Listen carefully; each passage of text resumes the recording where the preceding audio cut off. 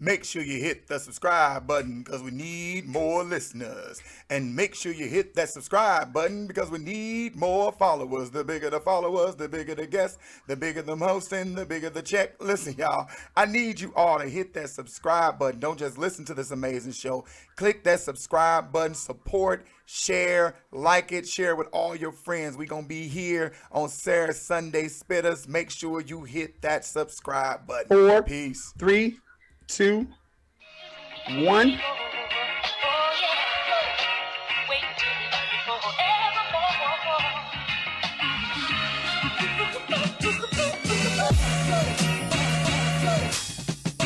All right, everybody.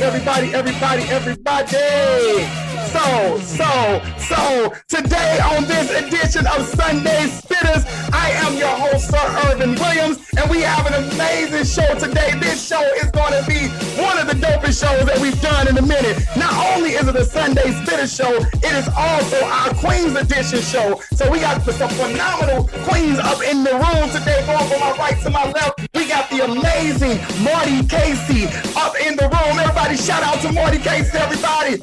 We got the phenomenal Cheeraz in the room. Everybody give it up for Cheeraz.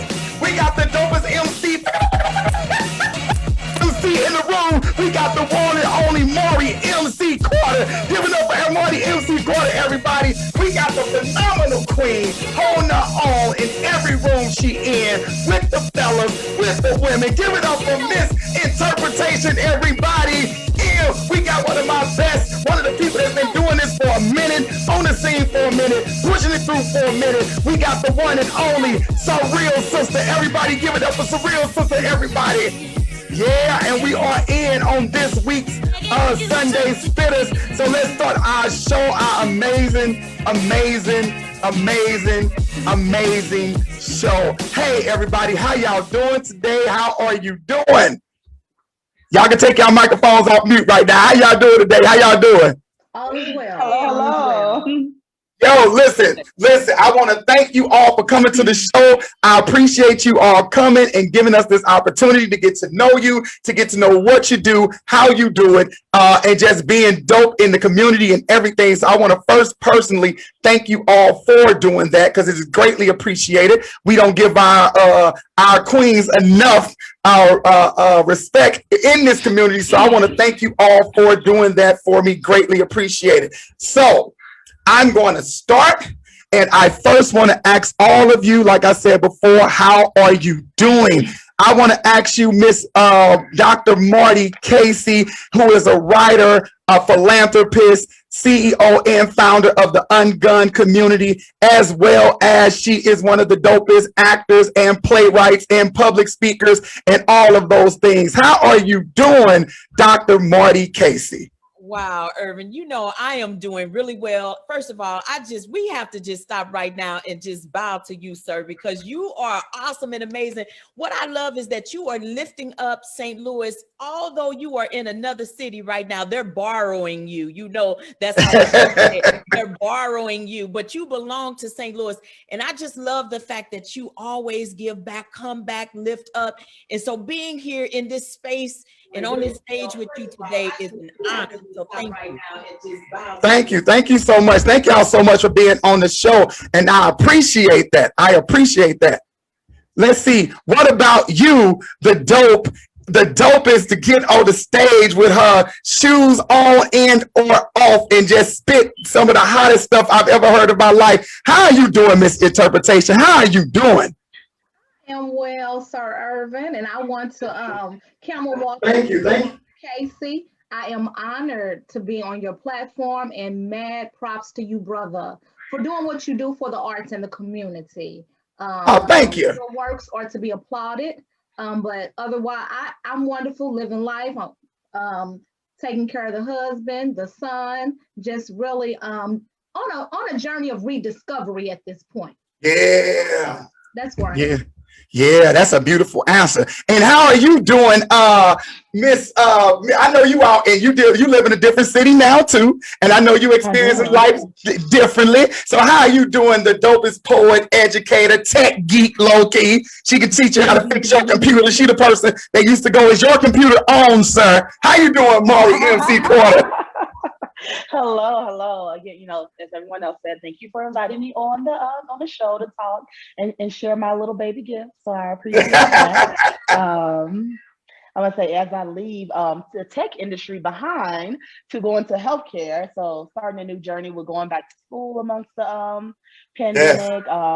I am trying to pursue my doctorate in nurse practice so I can be a medical provider for our people and specializing in women's health and aesthetics. So that's the new journey now. No, say that again. You specializing in women's health and aesthetics? In aesthetics. Feeling good on the inside, looking great on the outside. You say, I'm little key fancy. Well, congratulations to going back to school. That's amazing. Listen, I love when people go back and get a higher education and just improving themselves overall, because the more Black women that we get not as just educated, but the more you get under your belt as Black women, the better the community become. It's simple as that. So, how are you doing, Miss Cheeraz, aka Poet, activist, motivational speaker, singer, writer, author, published author? How are you doing today? I am even better now. Like, your energy just has me on 10. I want to thank you again for having all of us on this platform, because I haven't seen a lot of folks. Like, it's been so it is so good to see Miss Interp's face. So good to see Stephanie. Marty and I keep circling around each other in different universes. So yeah, things are good. Things are really good. I absolutely cannot complain. So that's good. That's good. Well, I love all of your energy. You have to forgive me because I be doing like 23 things at one time while the show getting started. So I have to make sure that I stay above or beyond what I'm doing. And I appreciate you being on the show. Absolutely. Now, what about you, the queen? Get on the microphone. Ain't no bigger than 4'9" but she got the powerhouse to take everybody. I watched this woman take everybody out in the room with her writing, with her skills, with her being a poet and a performer, and her art. She's an artist as well. How you doing, Surreal Sista? Take your phone off of, your first thought wasn't heard. Take your phone off of mute. Take your phone, unmute your phone.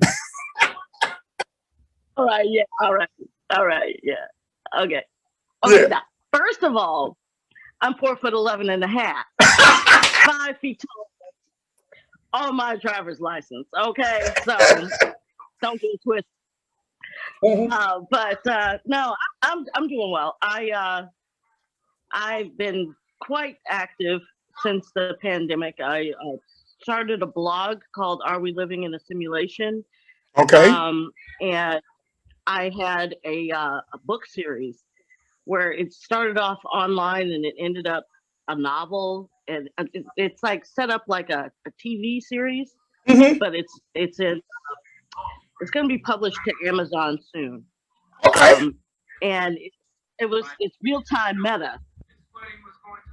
So it's like basically what was going on in 2020, but I put it into these fictional people, the story with fictional people. Anyway, 5 seasons. Episodes within the season. I'm writing all kinds of stories. I've been doing a lot of collages. I've made this is one of my paintings. I've just been busy. I'm in a band, a 4-piece band. I do spoken word in the band. It's a comic book kind of setup. It's kind of like funk, but also rock and heavy metal and all kinds of stuff going on. I'm just trying to break down doors and write in all kinds of forms, all kinds of forms, blog, lyrics, poetry, everything. So it's what I've been up to. Can you hear me?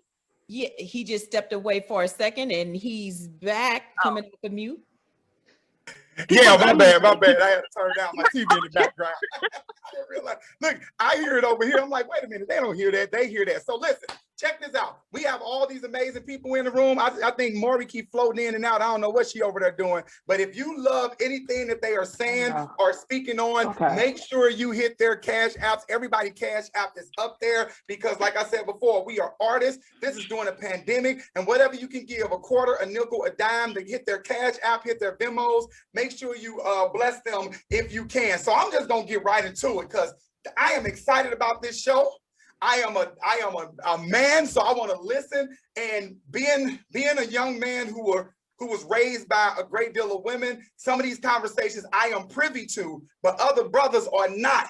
So I want you all to school people, school other ethnicities, school other women about the plight of being a Black woman, the highs and the lows. So, and just celebrating Women's History Month. I wanted to close out a show with Women's History Month, celebrating women who are powerful in the community and out there straight working in the community. So the first question I'm going to hit you with is, as a woman, all right, have you experienced bigotry because of your gender, not because of your race? Let me say that again. As a woman, have you experienced the bigotry of being a woman because of your gender and not your race? I'm going to toss that to who I'm going to hit first. I'm going to hit you first, Cheeraz. What do you have to say to that? Sadly enough, that would be a yes. Because as of this year, as of 2021, I will be celebrating 21 years of being in the ad industry as a creative director, copywriter, and brand strategist. Pardon me. And as we know, the ad industry is still a dude fest. You know, once upon a time, around 2012, women only made up 3% of creative upper management inside the ad industry. So that's something that we still have to contend with, that Black women made up 0.05% of people in upper management inside of the ad industry. Now repeat that last part you just said. Can you speak up a little bit? I think your microphone's a little low, Cheeraz. Yeah, so I was saying that that's much better. Yeah, Black women, we make up 0.05% wow of creative upper management. You know, so at first, you know, I used to think that it would be my creative, right, that would get me the respect and etc. However, when you get in the industry, you start to experience certain things. This person shall remain nameless. But I did once upon a time have a creative director, when I wore a dress to the office one time, put his hand on the small of my back. Wow. And I told him, I got 7 brothers, but you ain't gonna have to worry about none of them. I will handle you. That's right. You know? So it's, yes, it has been a journey. You know, thankfully, I have the opportunity of being a freelance creative director now. And a person who, you know, I started my own media company as well. I'm the host of I Remember a Place Name, which is a podcast about erased, displaced, and under threat Black communities and spaces. And I had just remarked to a friend about a couple of weeks ago that some of the things that I do, I look at it as a trauma response from in certain industries where it's just like, I'm not going to go and sign up for that. So I might as well just create my own. Yes. Yes. Thank you for not deal with the discomfort and everything like that. And we need that, like you said before, a lot of us have jumped down into this entrepreneurship thing because we just sick and tired of being sick and tired of working for people that we're smarter than. Let's just put it out there. It's just simple as that. And they can pay more money for our ideas. That's how they go. How you feel, Misinterpretation? What about you? I can honestly say I haven't experienced bigotry towards me as a woman directly. Gotcha. Indirectly, you know, there may have been some encounters, but throughout my experiences, I can say that I haven't, because I'm an educator. That is a woman-dominated field. So we're looking for more male educators. I've been blessed to be a part of a movement, More Science of America, where that's not embraced. Women have been put in the forefront since the foundation of this. So I can say that that hasn't been my experience yet, but my eyes are open. Absolutely. Stay vigilant. We have to stay vigilant. What about you, Dr. Marty Casey? Well, I have to say that I have in a major way. First of all, I want to just let you all know in January, I turned 50 and I'm proud. Come on, good. Look at that good black that don't clap. You hear me? She still got a line and the edges and everything. Good team. Come on. Yes. Come through, black. But it's a reason that I just shared that is because I've been in this business, entertainment business, a long time. I've been singing professionally since the age of 19. And by the time I was 25, I became a professional actress.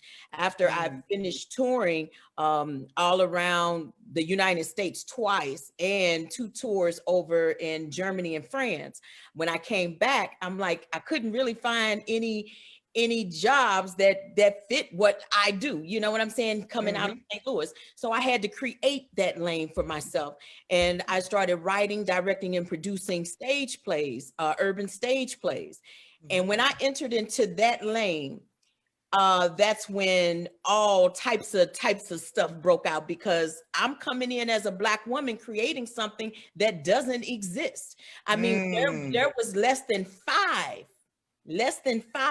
I probably could say 3 Black playwrights that were urban plays on the level of Tyler Perry back then. Tyler Perry's first play was I Know I've Been Changed. Well, he came out in 1995, around the exact same time that a play I was in came out. So we all were just kind of Mike Matthews, all of that kind of coming up together at the same time. So when that happened, here I am, I'm making noise. I got a show at the Fox, my name on the marquee. And that wasn't heard of here in this city. As a matter of fact, Tyler Perry and I went up together at the same time, Easter weekend. I think that was in 2004. I got a call from the St. Louis American newspaper, said, Marty, we need to do an interview with you. Your show just sold out because Perry's show just got canceled due to lack of ticket sales. So when that happened, and that's in writing. Now I can bring that to the. You got the receipts. Yes, I got the receipts. So. But the bottom line, I'm sharing that to say it wasn't necessarily a direct hit from Tyler, but it's the game. We have to understand that entertainment is worse than the dope game. Yeah. It is worse because almost anybody can become a dope man if you can get your hands on some and go and take penitentiary chances to do what you do. But entertainment, you got to have some talent. You got to have some gifts to come forward. You're not going to be able to just jump in because that's what you say you want to do. You can only get in and get so far because your gifts will make room for you. Mine made room for me, and other people wanted to lock doors to keep me out. So the fact that I was a woman first, that was an issue. Because I was coming in making more noise than a Black man in that particular lane. And then the fact that I was Black, when you go into theaters where these are professional theaters, if you union houses, now you got a whole nother issue. You have to know the business side of things. So I started out with my own business, MKC Productions, KC Entertainment, and I made a lot of mistakes because I had no one that I could look at, call on and say, how do you do this? Nobody else wanted to show you. So I failed more times than I was up on my feet. But the good news is I'm still standing today. How? That part, that part right there. And that's another thing, like, people don't understand, because, you know, I'm in the arts as well. So what you said hit me like a ton of bricks, because when you go into these union houses, it is a whole nother, like, people used to corporate America, they used to racism in corporate America, but these union houses are some of the racist play. And what the difference between corporate America and some of these theaters, they would tell you up front, we're not bringing a Black show here. Black shows don't sell. They are said out of their mouth. All right, what about you, Surreal Sista? How about you? If you don't, you ain't gonna be TT on the phone today. You know, I want to say no, but I'm pretty sure it has happened. You know, I might have been just a little oblivious to it. I've been in a lot of situations over the years where what I enjoyed doing was dominated by white men.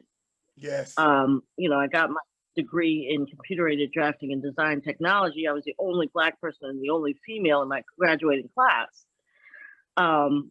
And that's a story in but itself. I didn't really, right. I didn't really experience bigotry there. I just was in a lot of situations where there really weren't any other women. Even, you know, as far as bands go, there's not very many women in bands, you know, rock bands at that. But I'd heard the stories.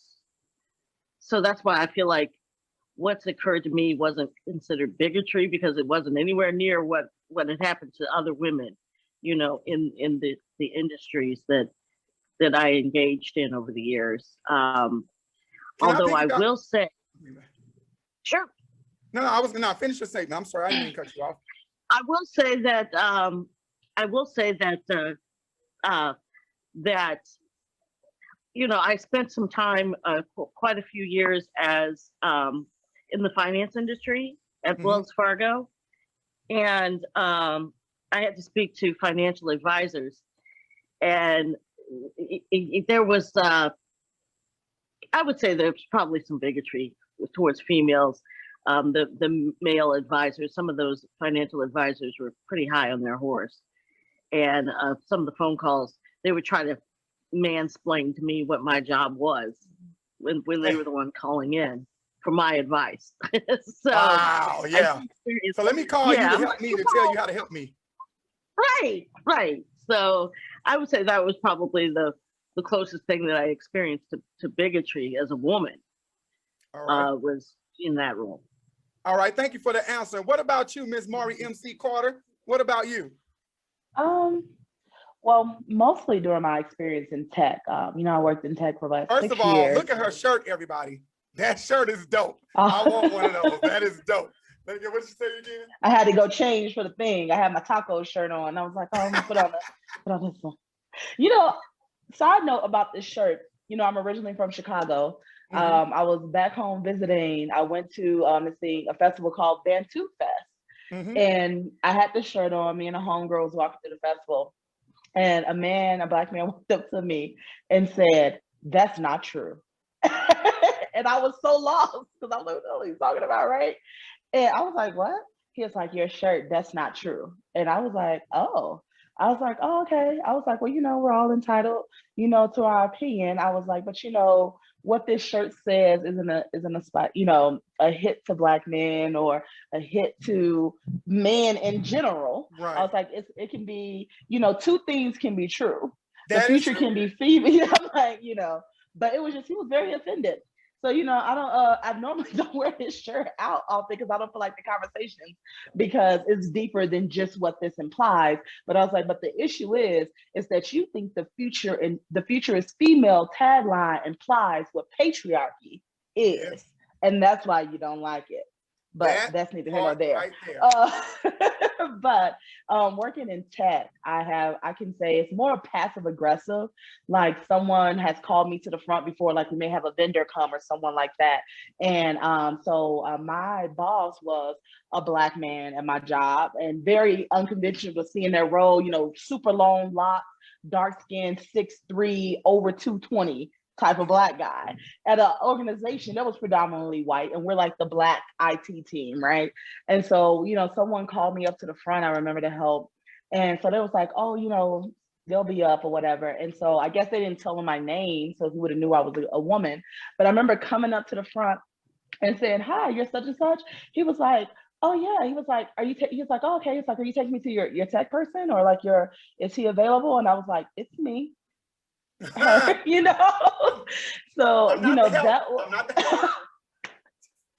so you know, things like that will happen to me. It's like speaking to certain vendors or going to some of like the you get invited, like a lot of vendors will invite you to like I went to Roof Chris once and they paid for everything and invited a bunch of tech people because they want to sell you softwares and things like that. But you can just be in a space where you feel like they're kind of passive aggressive, or they may talk over you, but just things like that more so than like blatant, we don't want you here because you're a woman, but more so automatically assuming that maybe you're an assistant, you don't really do tech, you know, it's probably someone else, or assuming that you may not know some of the basic things and they're trying to over explain some things to you. So that could be very interesting, but that's been more so my experience. But I feel like I may have had that first experience when I was a teenager working at Home Depot and I worked in a tool department. That was an interesting time. No one wants you to help. Because one thing we know about white males that are techs, they're very condescending when you come up to that table. And I'm glad that you're in that kind of space, because we need to check people on that this is the thing about it, what people don't explain to Black people, but particularly Black women, is yes, you too can be anything you imagine yourself to be. Nobody can put any hindrance on that. Before we go any further, let me shout out some people. We got Cornell Elliott in the room. We got our friend Angela Stars in the room. What's Angela Stars? Sia is in the room. What's up, Sia? Real STL News. Miss Trisha Stanberry, what's up in the room? I'm gonna get you on the show too. Floyd Boykin in the room. He was just on the show. Honey the Poet. Hola Millican Wisdom. Ooh, I don't even the struggle that you just had. Hola Millican Wisdom. Tracy White, Stacy White, and Ryan Chill Williams. Thank you all for joining us. We appreciate it. So I want to get a little lighter because we started off a little heavy. Let's get a little lighter. As a Black woman, anybody can jump in on this. What makes you happy? What is something in life that makes you happy? Anybody can jump. I'm not even gonna pick somebody. Anybody can jump. Ooh, that says a lot, y'all. Or y'all just trying to be polite. I'm gonna just jump in. First of all, I had to bring my receipt because I just don't believe in just saying it.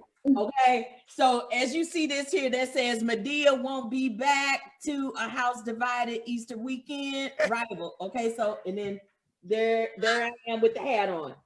The petty.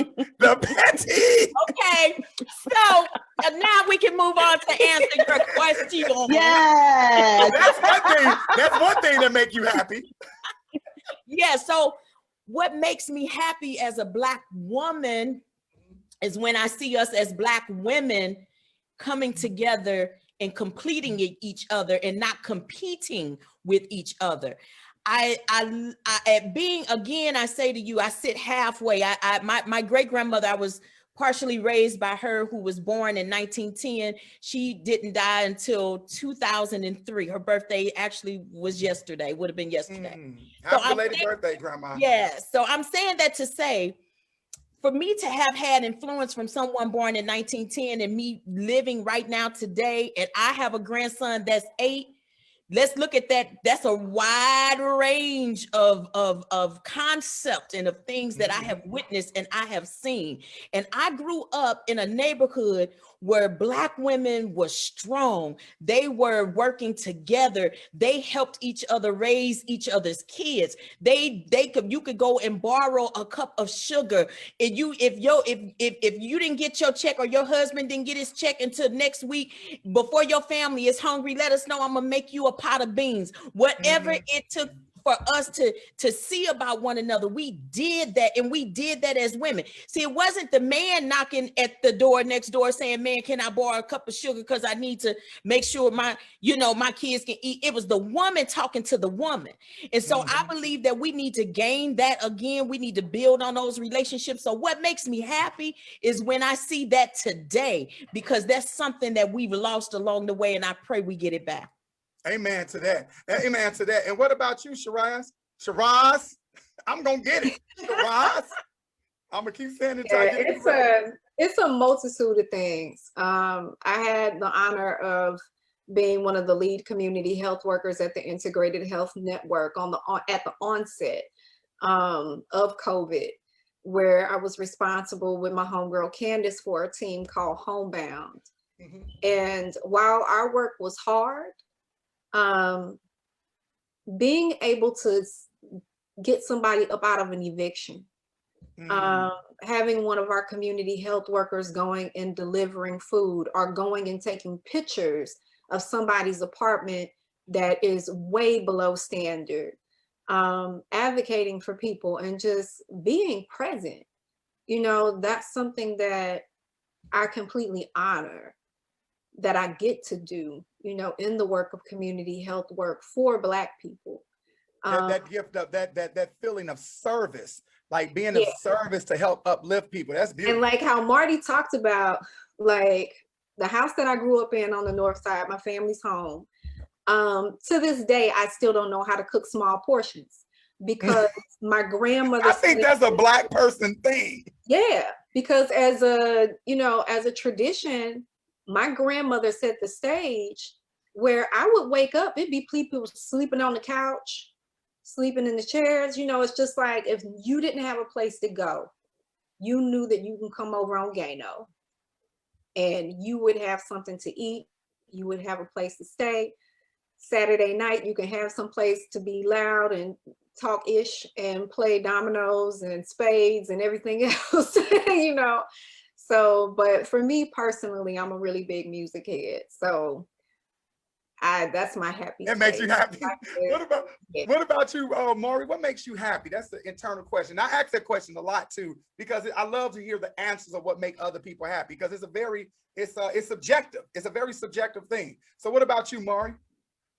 You know, I was sitting right here getting ready to answer this question. I was like, had to mentally tell myself to say something that doesn't involve others first. And I say that only because I would give somebody the shirt off my back on the street type thing. You know, I have a really big heart for the homeless. So that's something I'm really passionate about helping the homeless. You know, I'm always going to stop. You know, I want to acknowledge people. But helping the homeless, definitely I really feel like my purpose in life is to help people. And one of the things that I love with being a writer is I hope that things that I've experienced or my life, when you see me get up and do a poem, that is bigger than just, I'm up here to do a poem because I'm a poet, but I'm hoping that maybe I can give you something through this. And that's also where I decided to go back into healthcare. You know, I originally my first career choice was, I want to be a doctor. Mm-hmm. That's how I can help people. That was always my first choice. And then I ended up I'm getting a text from Ervin. That's interesting. That's the roll in the back that we own Sunday still. Them iPhones could never do that. Ha! I ain't even texting, and I'm texting. Pow! Oh Lord. Anywho, really helping people, being of service, being able to see someone smile, being able to give to someone is my love language. When I love on people, I'm like a giver, whether it's notes or candies or things. That's my love language for loving on people and what makes me happy. But a completely, I guess, thing that has nothing to do with doing anything for anybody else, which is hard for Black women to do a lot of times. A lot of our answers, a lot of times, it's very communal, but traveling. That is something like I want to see as many places as my eyeballs can see and go. So that's something that's really near and dear to me. I love to travel, and you know, I'll empty my little bank account trying to go somewhere. So yeah. Yeah, I love that answer. Traveling always makes me happy. Traveling make you realize you don't want to come back home. You're like, why don't I have this bed at my house? How much is this bed? What about you, Miss Interpretation? For a woman who's been, labeled as Black, and that was done to help for us to not know who we really are, I'm happy at the level of creativity that we have, the way in which we can multitask, the way in which we can still make it look good when it really ain't good. The way I can walk into the classroom and handle the classroom and know that I'm not just there for a paycheck. I see the future.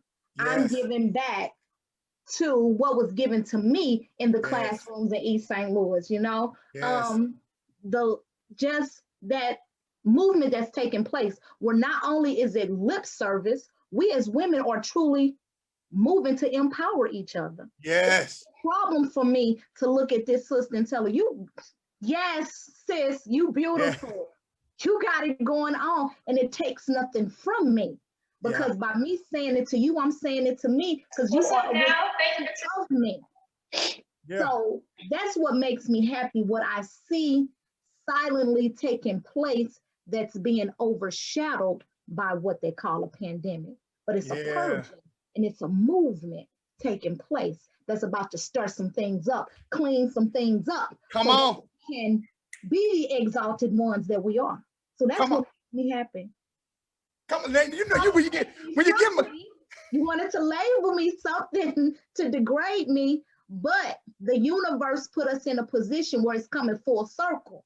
Yep. And it's going to be even more powerful than it was before As you it took it away. as it should. And I love that you say that, because I was just having this conversation with my sister, and I told her, I said, let me tell you something. One thing I know about this earth is going to survive with or without humans. It's going to survive with or without humans. And it's not the world coming to an end because of all the hate. It's the world making a shift because of the lack of love. And we can literally change this stuff overnight. Don't get me to preaching. What about you, Surreal Sister? What makes you happy? I see you got your kid. Makes me happy. Wait, first of all, why you sitting there like a super villain? She rubbing the cat like, what makes me happy? She insists on being in the shot. She doesn't want to. Kimchi? She always is by my side. She is always by my side. Her name's Pepper. Say hi, Pepper. Anyway, Pepper makes me happy. Okay. Also, I make collages on the new moon. I'm really connected to astrology, I go way back as far as on a spiritual level. And I really feel like the collages, I make them at a time where the energy is the highest. And you can see new intentions. And so then I start channeling the energy within the new moon and what I want to occur in my life, positive. Yeah. And so ever since the pandemic began, I've been making these collages where they didn't have words. That mine used to have words. Now they don't have words. They're just images of happiness, of freedom, of breathing in fresh air, getting sunshine. It really makes me happy. Also, I find happiness in playing with my band. Once the shop started opening up a little bit in May, our band got together every week and practiced, and it's catharsis. It's a way of being able to express creative energy that you've been balling up all week, and to just be able to express it. And we jam, and then we practice the songs that we've been playing for the last 3 years, but then we also jam. And when we do that, I just kind of like freestyle some stuff or sing or whatever, whatever comes to me. So just, being able to express myself, that makes me very happy. And just being able to bring in positive energy and express that. And you know what? That's essentially important with artists. People, I have my theater teacher told me this a long time ago. Beautiful white woman named Beverly Brennan. I call her my white mama because that woman bailed me out of jail. That's how dope of a teacher she was. I have no qualms of telling you that story on a different day, on a different time. But she told me, she said, as an artist and as an actor, you never explain your need to tell the story to anyone because they'll never get it.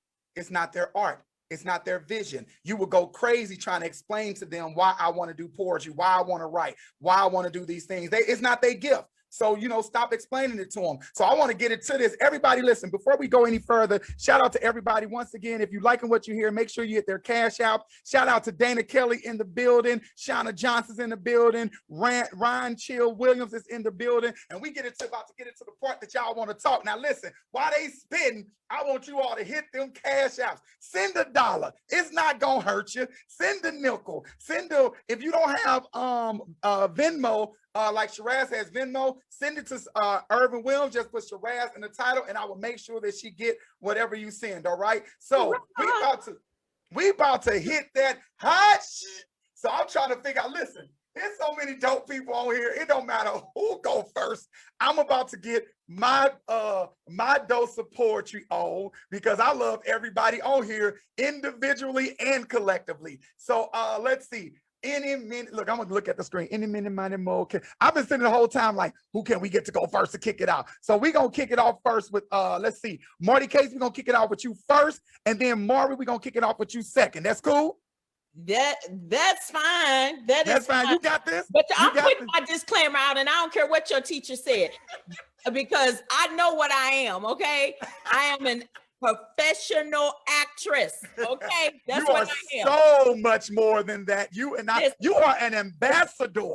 That ain't just a professional actress. Listen, I'm not even about to I'm not about to disrespect these poets on this stage today and act like that's what I am, because I'm not. I had a couple of pieces prepared and Ervin told me I could not do them. So I had to write. I didn't say you couldn't. I said if you want to live the next day, don't. So with that being said, I have a couple of pieces that I've written today, if you will. So this first one I'm going to do is called I Forgive You. Okay. I can smell that crispy bacon from the pull-out bed all the way in the living room from the back of the house. We're having that greasy pork, scrambled eggs, toast not too burnt, and grits that never stick to the pot. I'm a chubby girl and I know what I'm talking about. I told my brother, hurry up, let's clean up because breakfast's about to be ready soon. I just heard that toaster go ding. Come on, you moving slow. Let's fold up this black faux leather hard sleeping couch so I can go wash my hands and sit at the table and watch Daddy scramble those eggs like a chef with his favorite spatula. Sometimes it was me or my brother. We would usually lead the breakfast prayer, but this time it was our mother as she gave my father a deadly stare. I thought we were supposed to pray with our eyes closed. I guess it don't matter whoever it is, just pray quickly because this good smelling food is about to get cold. I could always tell when something was going on because my daddy would cook while my mother sat there hardly ever saying two words. She would just sip her coffee. Real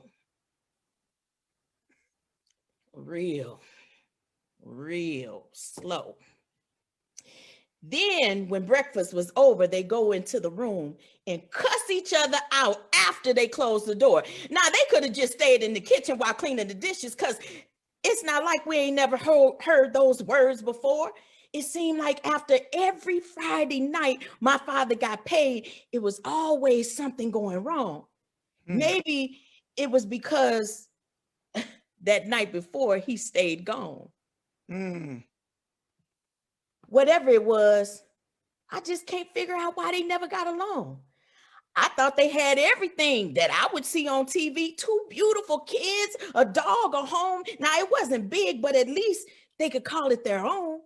I never understood until that one day. That one day that shook my family to its core. I had to move quickly and call 911. I was only 8 years old, and I just found my mother face down on the restroom floor. She was out cold with pills spilled all around her, and the ambulance people said that she was lucky to still be alive when they found her. This was the day my mother decided she wanted my daddy out of her life. But I don't think she realized it meant he was going to also walk out on my brothers and mine. Later that year, they divorced. This made me so sad. Our house was full of drama. My brother became enraged by the age of 12 with so much anger inside him. But then Mama, she had completely mentally checked out, and I guess that's when you can say that that was the beginning of our childhood trauma. But I still remained a daddy's girl. You know, even when he moved to California and he left us, we were still so very young. But I forgave him early on. You know, I never got to eat another meal cooked by my father. And years later, when he died, while I was on the phone with his doctor, I told him I would be there as quick as I could to bury him, but probably without my brother, because he never forgave our father for all the pain he used to cause us. My daddy left this earth, y'all, young. He was only 57 years old. He died of cancer, and he never said one word. That was all new news to me. I think I got so emotionally in shock. I didn't know if I was mad, sad, or just trying to figure all this shit out. I gave away his car, the furniture, and all his clothes to strangers. There was only 2 things that I kept: his favorite spatula and a pair of his white socks. Because when he died, I learned a great thing. When everything is gone and it feels like you have nothing anymore, the most priceless gift to keep is tucked deep down inside your own soul. It's just sweet memories that come after the hurt and pain is gone. I love you, Daddy. And just so you know, I marked your birth date on one sock and on the other one, your death date on the toe. And then I gifted them to the man that gave me his last name, because you wasn't there to walk me down the aisle. Every time he wears those socks, Daddy, I pray it makes you smile. That's that piece. Come through, Marty Casey. Come through. Talking about she ain't no poetry. I told y'all. Didn't I say she was gonna do that? Did I say she was gonna do that? Excuse You me, know quiet. what? I'm a little hoarse. Dr. Marty, don't do that no more. Don't do that no more. Don't do that no more. Wow. I love that piece. That was so sweet. I love that. Yes. Yes, I think it's a lot of people who have those, like, you don't, like I told somebody, you know, you never know that you have issues with your father. I didn't know I had issues with my daddy until I started writing about it. It knocked me from the side. I thought, like, you know, we don't have the same relationship that fathers and daddies have, so that's cool. I'm okay. But once I start writing about it, I was like, oh, he the reason I don't trust. He the reason I don't, like, all of that childhood trauma that you mentioned in your poem came back. So that's beautiful. That's a beautiful piece. Ungun the disarmament trauma. Armament trauma. Yes, yes. All right, what about you, Ms. Marty? Thank you for that, Marty. If you all like that piece about Marty, make sure you hit that Cash App, Trisha Stanberry, and my sister Happy Williams that just came in. Also, if you are listening to this and under the sound of my voice, can you please click on the YouTube page and subscribe, because on that page we do the rewatch of this show and other things that we have to offer. So it's time for Marty MC Carter to kick that. I shouldn't have Marty and Marty going behind each other. I knew that was gonna yeah. Kick that hot shit. Okay, and you know, I didn't even plan to go in this bag, but I'm about to go in this bag since we're talking about parents and brothers and things. So I was going in a heavy woman's bag. How many poems we doing? And I can make some strategic decisions. So you're doing this poem, then we're gonna do a round robin. And we ain't gonna do the, let me tell you, you poets that are so sneaky, because y'all ErvinJWilliams Jr. poets, don't y'all try to combine 2 poems together like I ain't an English teacher, and I won't notice that you just did that. I notice when the subject matter changes. I notice when the transitions are different. Surreal Sister, don't you do it. All right, let's go. But well, right out the tales of Marty, I was like, I'm gonna read a family piece here. Okay. It's a poem called Survivor's Guilt. It's about my brother. It makes sense when no one or no thing makes it out. It makes sense when no one lives to tell the story. We all lose things in fires, but I chose to survive. Even if it meant leaving the wounded behind, I could only carry one broken thing at a time, so I chose myself. When our father's failures helped make a bird out of me. And all of my healing lived in my wings. My father's failures helped make a felon of my brother. A caged bird, robbed of flying. All of his hope lived in his wings. Our mother's silence helped make a writer out of me. And all of my healing lived in my pen. My mother's silence helped make a sad story of my brother. And all of his villains still got to live in the end, but we survived, didn't we? My wings flew me west.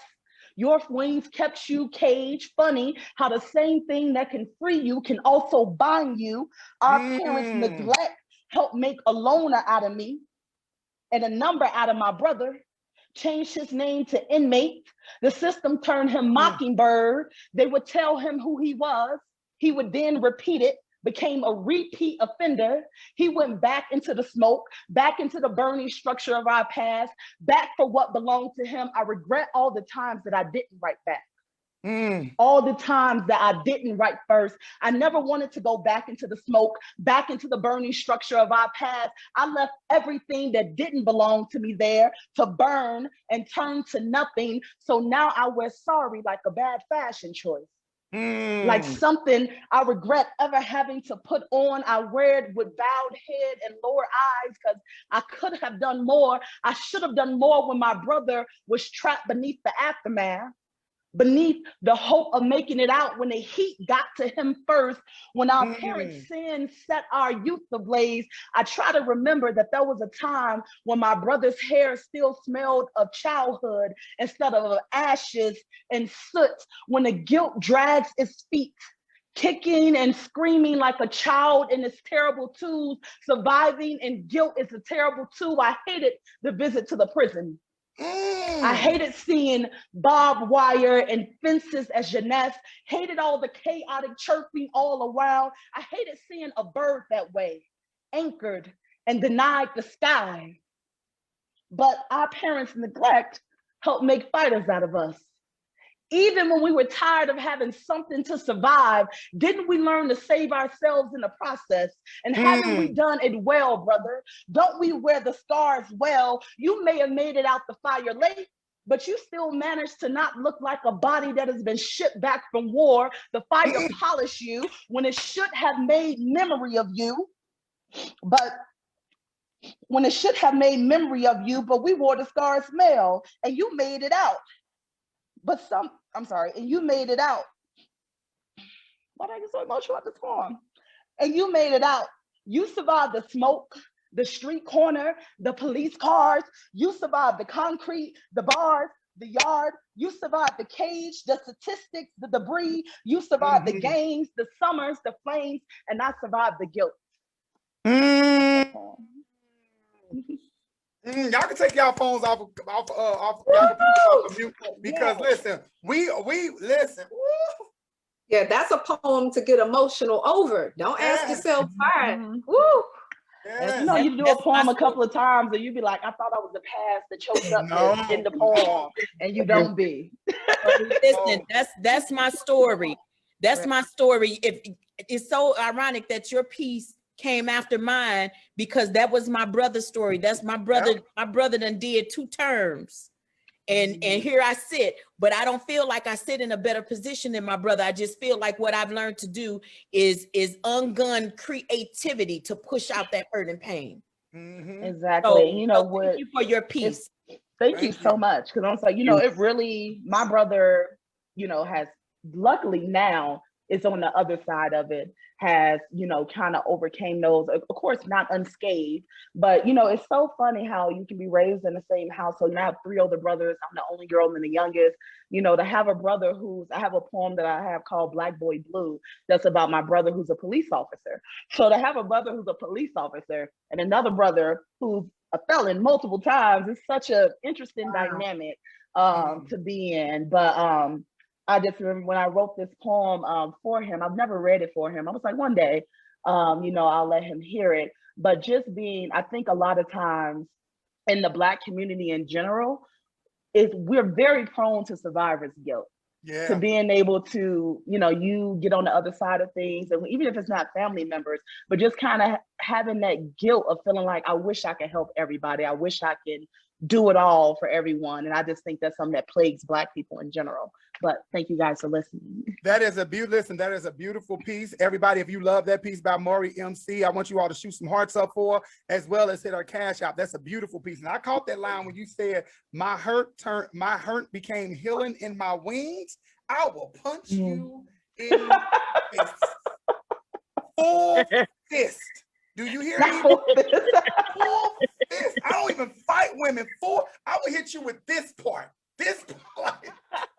Because that is something like I said before when we were talking about these questions, like that's something that people don't understand. That childhood trauma, that I made it and my sister or my brother didn't, or why did they make those choices, or, you know, because we can't conceptualize that we grew up in the same house. And my friends and my sister and I was just talking about this today, how your parents' trauma manifests itself in their children. And when they don't deal with their issues, it comes out in their children. And it's not something that they do on purpose. It's something that's unconscious because it hasn't been dealt with. So now you're seeing the physical manifestation of the trauma that you did not deal. Don't get me started. Don't get me started. That's awesome. Trauma is transferable. Yes. Tell them your quote about trauma. Tell them your quote about trauma, because I told you I'm going to say it, but I'm going to give you credit each time. Tell them your quote about trauma, Marty. Well, let me say this. Trauma is spelled what? T-R-A-U-M-A, right? That's the first three letters of trauma is art. So it's art backwards. When you take the first three letters of trauma and you reverse it, that is how you heal yourself, through your own natural art and creativity. We have to learn how to do that. There's nobody on this earth right now that is without trauma, from the pandemic to the insurrection to all the other things that is happening, George Floyd, you name it. There's no one that hasn't been traumatized. Hurt people, healed people, heal people. I'm in business to heal, to help others heal. But we had to go through something in order for us to get to that place where when we made it out. So versus us feeling guilty, let's get to work. Absolutely. And I'm all about the work. I said that at a point in time where we were very activated, and everybody on this platform has been activated before activated was a cool thing. All right. And all of us hit their point, Misinterpretation, Cheeraz, Maury, Surreal Sista, Marty Casey, where we said, I'm not going to another meeting about a meeting about a meeting to another meeting about a meeting. I'm doing the work. I'm doing the work. I'm doing the work. I don't care who get the glory. I'm doing the work. Exactly. Ain't that right, Misinterpretation? Yes, because you get tired. You know, that's insanity. Exactly. Doing the same thing. That's insanity. Yeah. So I have a question for all of you. I'm going to start with you, Maury. What is a misconception that people have about Black women specifically? Now, I need everybody that's listening to take notes, because there's some misconceptions. What is a misconception, or what is a misconception somebody had about you because you are a Black woman, or you identify as whatever you identify as, you know what you are. What is the misconception people had about you? I would say that probably in general for Black women, things that I've heard them say that we're hard. And I'm like, that's, I feel like some of the most incredibly soft people I know are Black women. Yeah. And I feel like a lot of the times, we're classified, or, you're hard or you're aggressive. I think that's one of the biggest misconceptions, because, people are quick to call some, oh, you're a strong Black woman. I'd be like, chill, because being strong and Black and woman all at the same time ain't gonna kill me. That I'm like, that's not a badge that I shine brightly, because I'm like, no, I have feelings. I feel, I am soft. I deserve tenderness. I deserve love. I deserve the respect that comes along with it. You do not get to distance yourself from me by saying she's hard, because I feel like that creates distance in how you think you can treat me, because you think I'm strong or hard or and so I did it because you can take it, right? So that's not that's something that I try to move away from a lot. I'm very careful in my words when I talk about women in general, but especially Black women, with calling them difficult or hard, or they're being sassy or things like that. And it's like, no, I'm in charge. That's what I mean. Yeah, you're looking at a person who, you can look at a CEO, you're looking at a person who runs their own company, have their own mind, have their own thoughts, and can say what they want to say without your opinion. It's invalid. And I just want Black women to have the space to be in charge of their words, to be in charge of their businesses, to be in charge of their personhood without being penalized for it, for the same things that we may glorify men for. We oftentimes call it a bad trait when a woman exudes it. And I don't think that that's always necessarily true. And I feel like women should have the right to experience their emotions on a spectrum. And it doesn't always have to look like soft all the time in order for her to deserve tenderness. But that's something that bothers me. That's absolute. Thank you for that. That's a beautiful answer. What about you, Cheeraz? Well, I honestly don't think it's rooted in misconception. I just think it's deeply rooted in dehumanization. Say that again. Say that again. Yeah, I don't think it's rooted in, it's dehumanization. It's not this misunderstanding or anything about us. Because my best friend's mom, when I first went into corporate America, she said, understand something. Black men have maleness in common with white men. White women have whiteness in common with white men. You are a Black woman. They don't know what to do for you. That space was not made for you. You have nothing in common, right?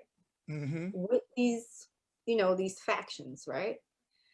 And to get that type of wisdom, the harshness of that wisdom, let me say that, in my early 30s at the time, was just like, wow. And I watched how it played out. And the reason why I put it in the company with dehumanization is that Black women are not allowed to have a range of emotion. When people see it, they are somehow shocked. We're expected to either be the trope of the mammy or the trope of the Jezebel, right? So when you look at this, these two binaries, if we appear to be anything else on that spectrum, then people are shocked. And it's like, yes, I am human. How about that? Yeah. And then it's like you said, those tropes, that magical Black woman trope, that strong Black woman trope. You just said a mouthful, Cheeraz, like being like you said, it's not a misconception. You know exactly what you're doing. It's a dehumanization of who I am. What about you, Miss Interpretation? I'm sorry, I didn't mean to catch you. I didn't even look to see your back was turned. Cheeraz just opened up a jewel there. Yeah. Bringing up the historical myth of the mammy, because you got to look at it. Mammy was on the clock 24/7.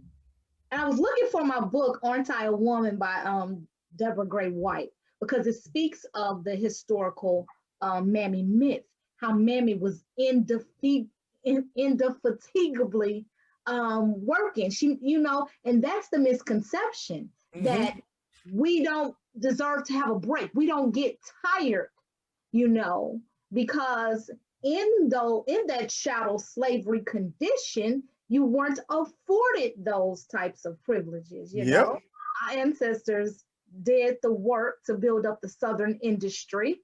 Yeah. Would have a baby. And then did she get maternity leave? No.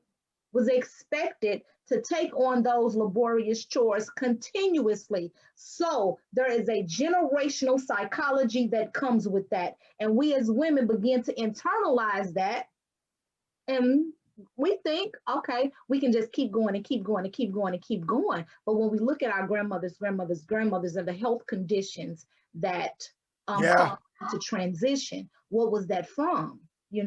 So that's one of the key misconceptions I feel is rooted in sisters, that we don't get tired and we don't deserve a break.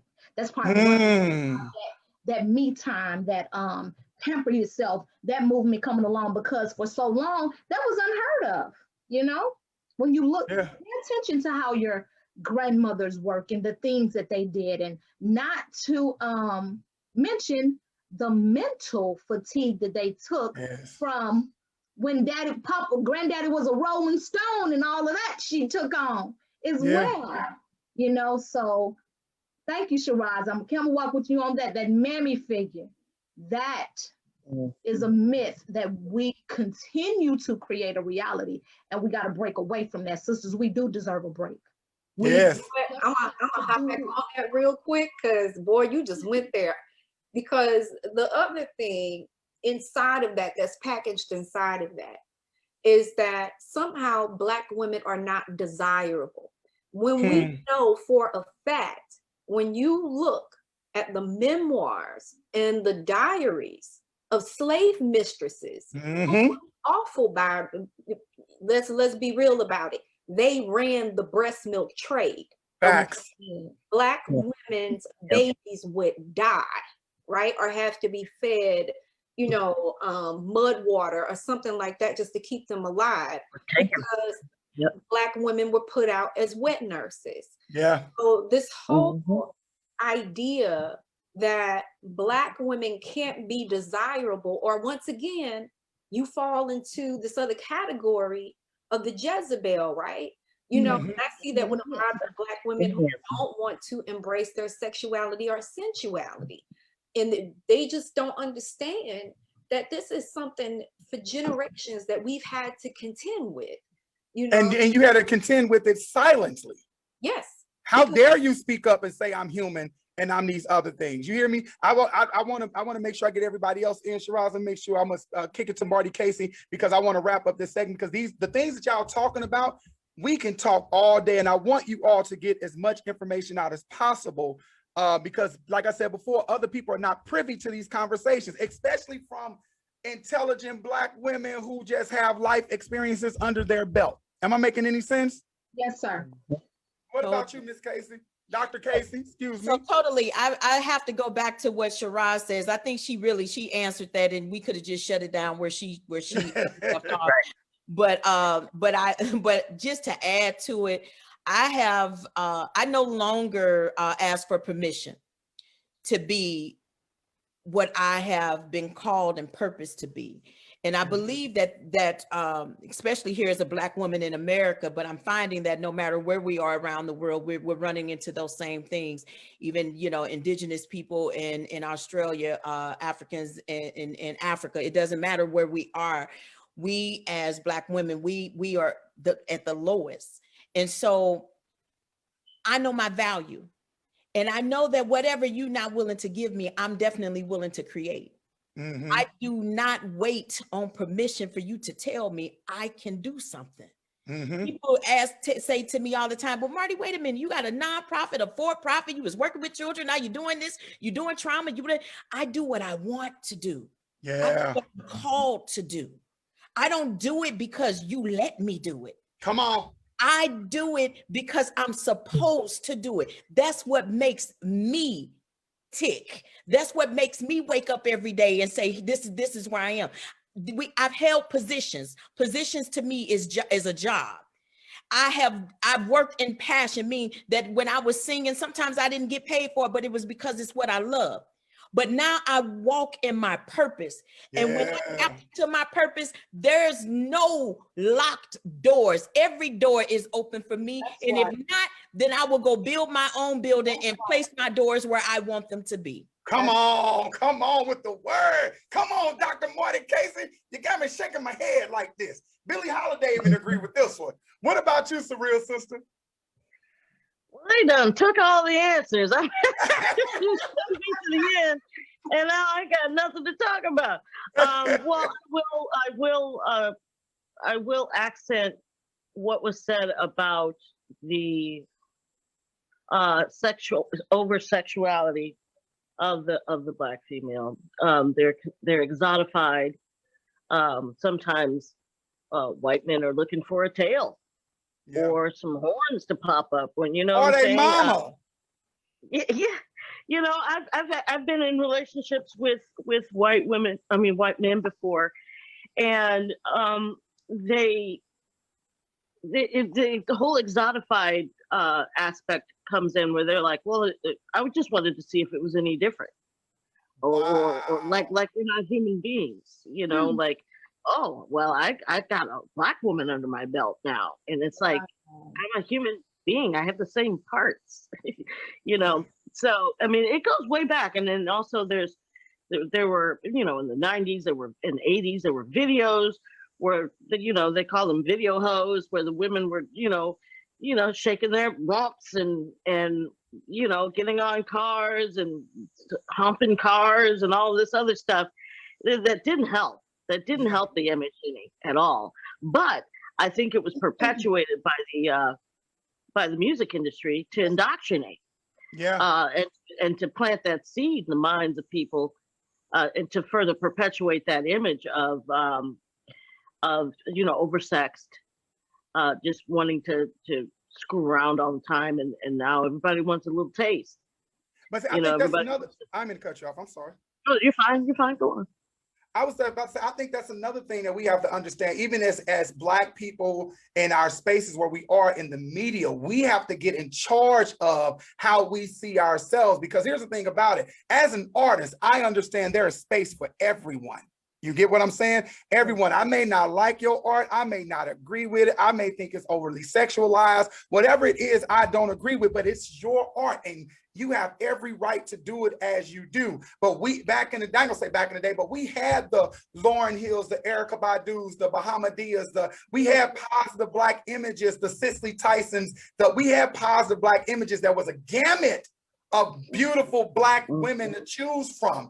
But then we somehow said, well, let's move this and let's perpetuate, this is what Black women are. And if you're not in this lane, you're not worthy as a Black woman. That's what the media was saying. That make any sense? That makes a lot of sense. It was by design, social engineering. Social engineering, absolutely. I just wanted to, if I could jump in and show the book I was talking about, Aren't I a Woman by Deborah Gray White.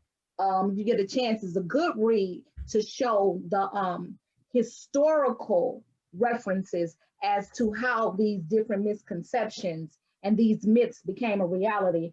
If I could read one thing before we move to the next one, she says, enslaved women endured repeated rapes, were surrounded by and were victims of violence. As mothers, they were beaten in front of their children, watched their children be beaten, and very often beat them themselves, if only to spare them later violence at the hands of masters and mistresses. Enslaved women were treated indecently during sale, and some had experimental gynecological operations and cesarean sections performed on them without the benefit of anesthesia. And you tell me what kind of beings bounce back from those types of mistreatment. Yeah, the chosen people, chosen people of God. And I'm gonna say this, and then we're gonna move on to the next section, because while you all were talking, I wrote that book down too. I'm gonna read that. While you all were speaking about that, I want to leave you all with this Cicely Tyson quote that I was watching one day. She was doing an interview before she passed, like a year before she passed. She did an interview with Gayle King, and then she was explaining what it is to be a Black woman in this country. And she say on the ladder, there's a pecking order, right? And in that pecking order, hold on 1 second. Hold on 1 second, y'all. I just want to say that if I just sat here today to just be a sponge, all of you ladies have inspired me. And I want to thank you all for sharing your gifts and talents. Yeah. My sentiments. Likewise. Yeah. Yeah.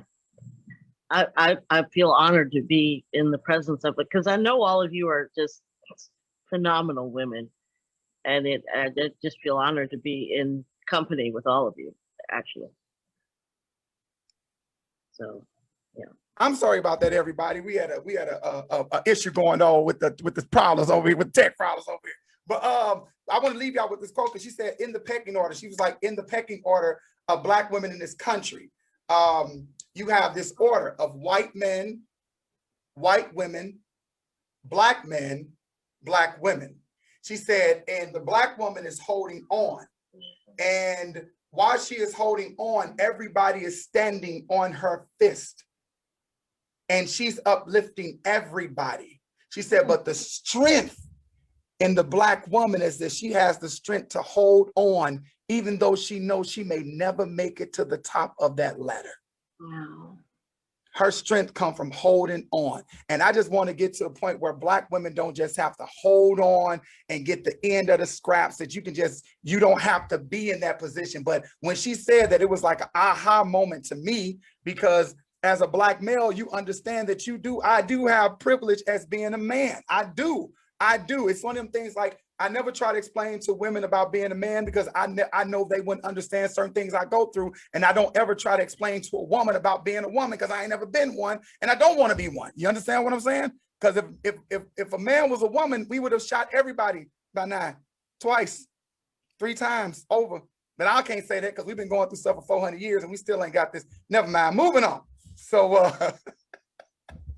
don't listen to me. Y'all can take y'all microphones off of mute. I just have to respond to that real quick though, Ervin. Who said that we're not at the top of the ladder right now? I think it's a mindset thing. And I think as long as they keep telling us we're not there, we're gonna keep believing that. But I'm at the top of the ladder. I'm gonna tell you that right now. I'm there. I'm at the top. And that's a beautiful thing. And these women here tonight, they at the top. They at the top. We cannot keep measuring success by a dollar amount. Yeah. Right. We cannot keep measuring success by a title that someone gives us, because they feel that we're only entitled to have that title they gave. Yeah, or the crumbs they scraped off the table. A mindset. And if you tell yourself right now, I'm at the top, you will operate from the top, and you will pull other people up with you. That's a word. Everything that we do, we don't just do it for ourselves. We bring our families in, our homegirls, our men. We bring them in. So I couldn't do it if I wasn't already at the top. Absolutely. That's a word right there. That's a word. Shoot some hearts up for Marty. And that's a beautiful thing to say, like operating from the I'm at the top mindset. Like, even if you're not there monetarily or physically, but mentally you already operating there. So if you're mentally there, you already there. Absolutely. It's as simple as that. Absolutely. So let's get back. Let's get into this hot shit, because I know we can talk about these subjects all the time, but nobody came to hear Ervin talk. They came to hear you all talk, and you all perform this hot stuff. So hold on 1 second for me. We're gonna start with Cheeraz, and then we're gonna go to Misinterpretation, and then Surreal Sista. Hold on 1 second. I was just gonna add this real quick. I would not have created the first business, y'all, if I was waiting to have the money in the bank. There you go. Okay. Yep. There is, and then I definitely wouldn't have created the second, the third, or the fourth business if I was waiting on somebody to give me permission to do it. Right. I started my first business when I was 20. See? Yeah, I started my first business when I was 20, and the only thing that I had was my camera and some film. Facts. Yeah. Facts. Yeah. And that part right there, like that wait, I always tell people, if you wait for the perfect time to start something, you ain't never gonna start, because it's never a perfect time to do anything. These are facts. So let's go and get it with it. Cheeraz, I want you to kick that high, then you Surreal Sista, then Misinterpretation, because she over there handling business right now, right? So everybody get ready for Cheeraz. Bring Cheeraz to the microphone. Thank you. Thank you again for having me here. I'm so fed right now. Me too. I'm glad I'm learning. I'm over taking notes. I got me a new book to read after somebody stole my book at my job, but don't get me started. So the title of this poem is Indigo Under My Nails. Daughter of the midnight sky, dreams about a love she once made, to a dream that became flesh, a dream whose skin blended in with the blanket of night, who smelled like blossoming jasmine, intoxicating the night air. A dream, inhaled, then exhaled, then inhaled again. She asked softly to fall deeper, to sink into the softness of the blue-black of it all. As the stars watched and twinkled, he is a dream running through my fingers, a smell, a taste, a feeling I never want to lose the memory of.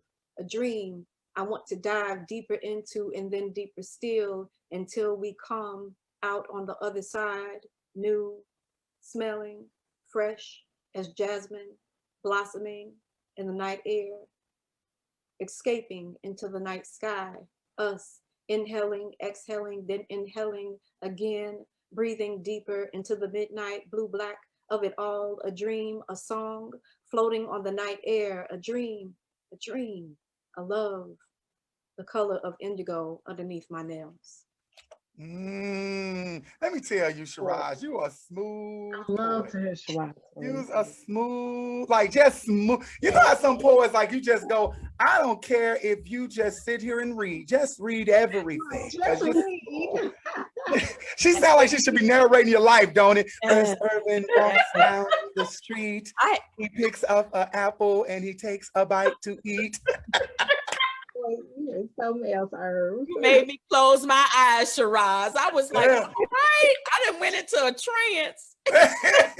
I love that piece. Listen, if you all love that piece by Cheeraz, make sure you hit up her Venmo and make sure you hit up her Venmo and get to that piece. That was beautiful. That was beautiful. Thank you for that. What about you? Who was up next? Y'all know I be getting confused. It was me. It was you. All right, Miss Interpretation. Are you ready to kick that hot? I'm going down, down, baby. I don't know why I say that. I come from a generation of women that be about that life. That life where you survive by the 4 or 2 knees on the floor plus 2 hands put together. With the substance of things hoped for and the evidence of things unseen, women who cry tears at night but come out in daylight with their strong Black woman armor ready to fight in the struggle. Understanding that struggle is a necessary process for success, ain't no setbacks, just setups for comebacks, and I come back to my theme. I come from a generation of women who knew all about white-only sections, nickel-a-day cotton picking, Mississippi women with that southern dinner cooking, have you at the table finger licking, granny's sweet potato pie and mama's pot of greens, women who sacrifice bill money for jail money, loving their sons and raising their daughters, who taught us that underneath dresses you wore slips and girdles to smooth hips and sit up straight and cross your legs and keep them crossed until he cross your path with marriage proposal, because fornication was frowned upon, put you at the community's disposal. I come from a generation of women that be on fleek. Not the fleek we used to speak, but faithful, level-headed, effortlessly executing plans for the kingdom with the wisdom of gypsies, church-going women who rarely got tipsy, women who find gold mines in yard sales and thrift stores, who made you go get your own switch to check your behavior. I come from a generation of survivors who made it through breast cancer, gunshot wounds, and aneurysms, women who pushed me toward my goals, made my dreams a reality, warriors but get gangster if they have to, who raised who I be, and that's the generation of women I proudly represent. Yeah. Yes. When I tell you, you just hit everybody, mama, sister, auntie, cousin, because listen. Yes. What's your cash app? Because I'm about to send you something. You hear me? Yes. Yes. Misinterpretation, one of those, right? And listen, I'm not the only one that can comment about people's pieces. I listen and I love to comment about great writing, because you're one of those writers to me that you come in and it's like Muhammad Ali. You just smooth with the jab. You keeping them off, and then next thing you know, it's like bop, bop, bop, bop, bop, bop, bop, bop, bop. I'm like, you know what? Ain't nobody doing this with you, Misinterpretation. Ain't nobody doing this with you. I got stuff to do in the morning. I got stuff to do. Yes. Oh, I got a real quick story. We were in Chicago. Remember that? We wind up meeting up with each other up in Chicago. Yes, okay. And you went in on a poem about domestic violence. Now, peep this, y'all. I did that. That was at that. Everybody just thought she was all unassuming, and I'm sitting there like, Y'all get ready. Yep. That piece, when you talk about poetry being healing and writing your art, that's what that piece did for me. And it's sometimes you say the pieces and get the healing from them, but then you just kind of tuck them away. I probably wouldn't say it, at this point, but it did what it was supposed to do at that moment of my history. Yeah. And two stanzas in, she had people in the audience hurt. Like, oh God. Yeah. Yeah, and here's the body. It's like it's unassuming, like you said. Like she come up there, you be like, oh, ain't she cute? And she's so pretty. Look at her skin. She got that black girl melt. Who is this hurricane on stage? Get her off stage right now. Ain't nobody got time for her. And Asia LaStar said this about 2 weeks ago, 2 shows ago. Asia LaStar, shout out Asia LaStar. She said it's funny because poets would get on stage and we'll heal everybody in the room and go home empty and still not healed. Yes. You hear me? And that hit me in a different way because I was like, if that's not the truth, we've all been there when somebody came up and said, what you said just saved my life. You don't know that I was thinking about committing suicide today, but I came and heard you and you made me laugh or you made me think or you made me look at something differently. And then you going home with all of that good energy and you get home and have nothing for yourself. So we have to take care of ourselves as artists. Some kind of way. Yeah. What about you, Surreal Sista, sitting in the back chilling, looking like everybody auntie right now, like you got some greens on in the kitchen and you ready for these kids to stop talking? Go on, spit that hot shit. Okay, well, it's kind of funny that what I had chosen happened to fall right in line with what everybody else has been speaking on. Yeah. This piece is called Transdimensional Twin Sisters. And I'll just get right into it. All right. Exactly a year before my birthday, give or take, my sister Whitney's brain boiled with fever. And in her first trimester of transformation, as preparation for meeting her maker, she regressed back to the fetal position and waited patiently, like a lost angel in an invisible waiting room, anticipating reinsertion in the next dimension. During the trimester that followed, as preparation for meeting my makers, I transformed from a family of cells to an embryo in stasis to the fetal position and existed obliviously. Throughout this stage of transition, we were transdimensional twin sisters. She imprisoned in her own skin, and I cocooned in amniotic fluid. A symbiotic subsistence where I thrived on the silenced cries of her tortured terminal life sentence for sustenance. The last trimester was the beginning of the end when, at just 17 months old, Whitney let go. During this trimester, she was breaking in her delicate paper-thin wings while I suckled on the minerals cloned from bone marrow moans, the vitamins inside vandalized entitlement, and all the other identity-separating supplements within 2 interstate family funerals, our daily breadwinner's job loss, and an unfamiliar change of address. My stages of development stuck between various layers of death. Defeated cries were my mother's lullabies. My sister's name was only spoken with marked tones of sympathy, forming in me subconscious memories made solely from emotions, so strong they could have hitchhiked from smoke ribbons, escaping the first grenade bomb a teenage Vietnam War soldier ever threw.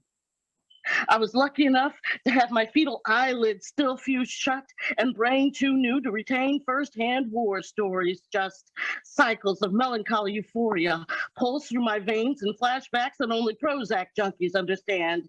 Hands desperately clutching keys to new life so tight their dark knuckles turn white, salivating like gratuitous snitches who anticipate the Whitney Witness Protection Program. My family groomed me to be a war veteran, wounded with a quest for eternal ecstasy. And Whitney was a martyr, awarded the Medal of Honor. Her heart will forever bleed purple. When I was first born, the moon was full as mother's breasts, as old baggage in a brand new home.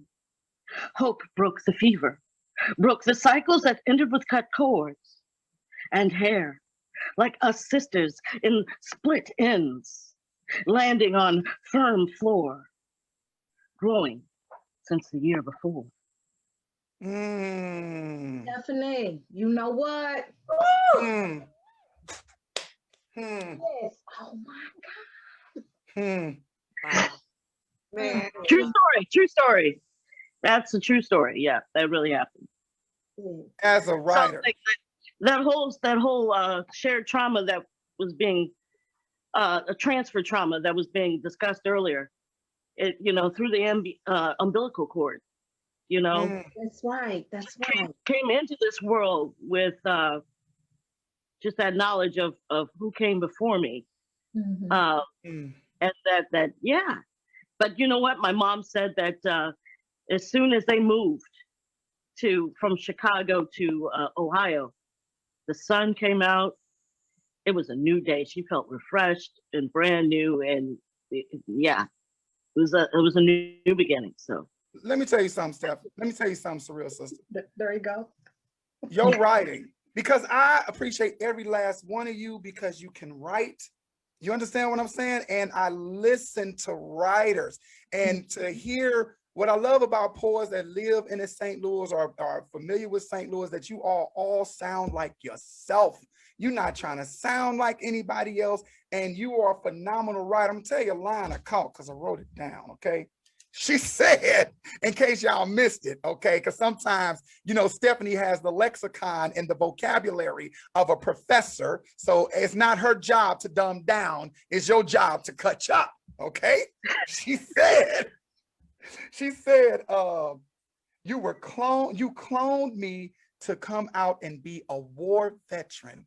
Listen, I heard that when you said that, and that's we were just talking about how we all can be in the same house. From Maury's poem, we were talking about how we can be in the same house and have that same kind of energy or be raised differently, but yours coming in with that knowledge that it's already something that we don't even speak about. It's spoken in soft tones. I caught all of that as a writer. That's okay. Let's move on. Thank you, Steph. Thank you. You make a request, but she got a bomb numerology piece with the. Oh, I already know 9. Okay. It's 9. I already know. You know, sidebar with Surreal Sista now. Okay, I ain't gonna tell this because I'm not telling this to embarrass. I swear I'm not. We were on the 2006 National Spoken Word team, and we went down there to Austin, Texas. Right now, Maury, y'all been on the team. Y'all know how this worked. And this is when it was very what's the word I want to use, Surreal Sista? Very undiverse as it should have been in the places that we were going and what we were doing. I told the story because 7 was on the show the other week. It was right when we had that tornado come in St. Louis. My job, I was working Marriott back then. I was a young poet. It had to be about 23, 22, something like that. And my job gave me a $50 Walmart card. We went on a trip, y'all. Now, this is some real poet broke stuff. We all had about $100 between all 6 of us. You all did that. We ate off this Walmart card. We bought rotisserie chickens and ate the entire week off of these chickens. But when I tell you we had the greatest time, I realized this woman is a powerhouse. People don't even know how huge Surreal Sista is in the spoken word community outside of the city of St. Louis. We were walking around with a celebrity and didn't even know it. You hear me? So that's my story about Surreal Sista. So I'm going to get to this, y'all. And I want to get to this because I want to answer this question. Do you all, now listen, you know I have some questions to throw at you, and I'm not going to even say who to start, okay? Who to start. But do you think that the women's movement hindered Black women or propelled Black women? I'm going to start with you, Cheeraz. Because I gave her the teacher look. You know how the student do. That's what Cheeraz just did. Cheeraz just did. Wow. So where are we starting? Because if we're starting with the suffrages, that was steeped in white supremacy. And quite honestly, for me, the women's movement started with Harriet Tubman. That was about us securing our freedom and making sure that we saw the way for our people. When it comes to white feminism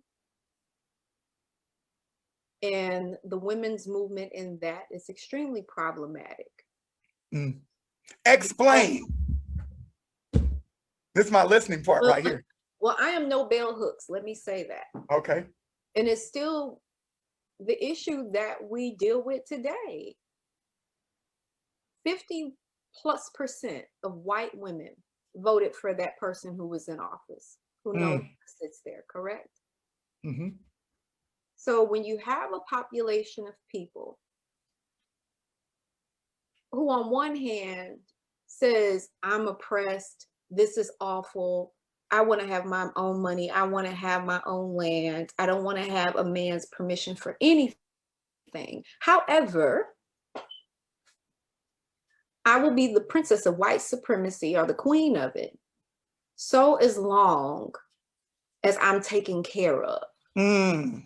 That makes, by patriarchy, that makes absolutely no sense to me. So my perspective on the women's movement as a Black woman, when I look at freedom fighting Black women who led us intellectually, led our physical bodies, led our spiritual bodies, I think that our women's movement is strong.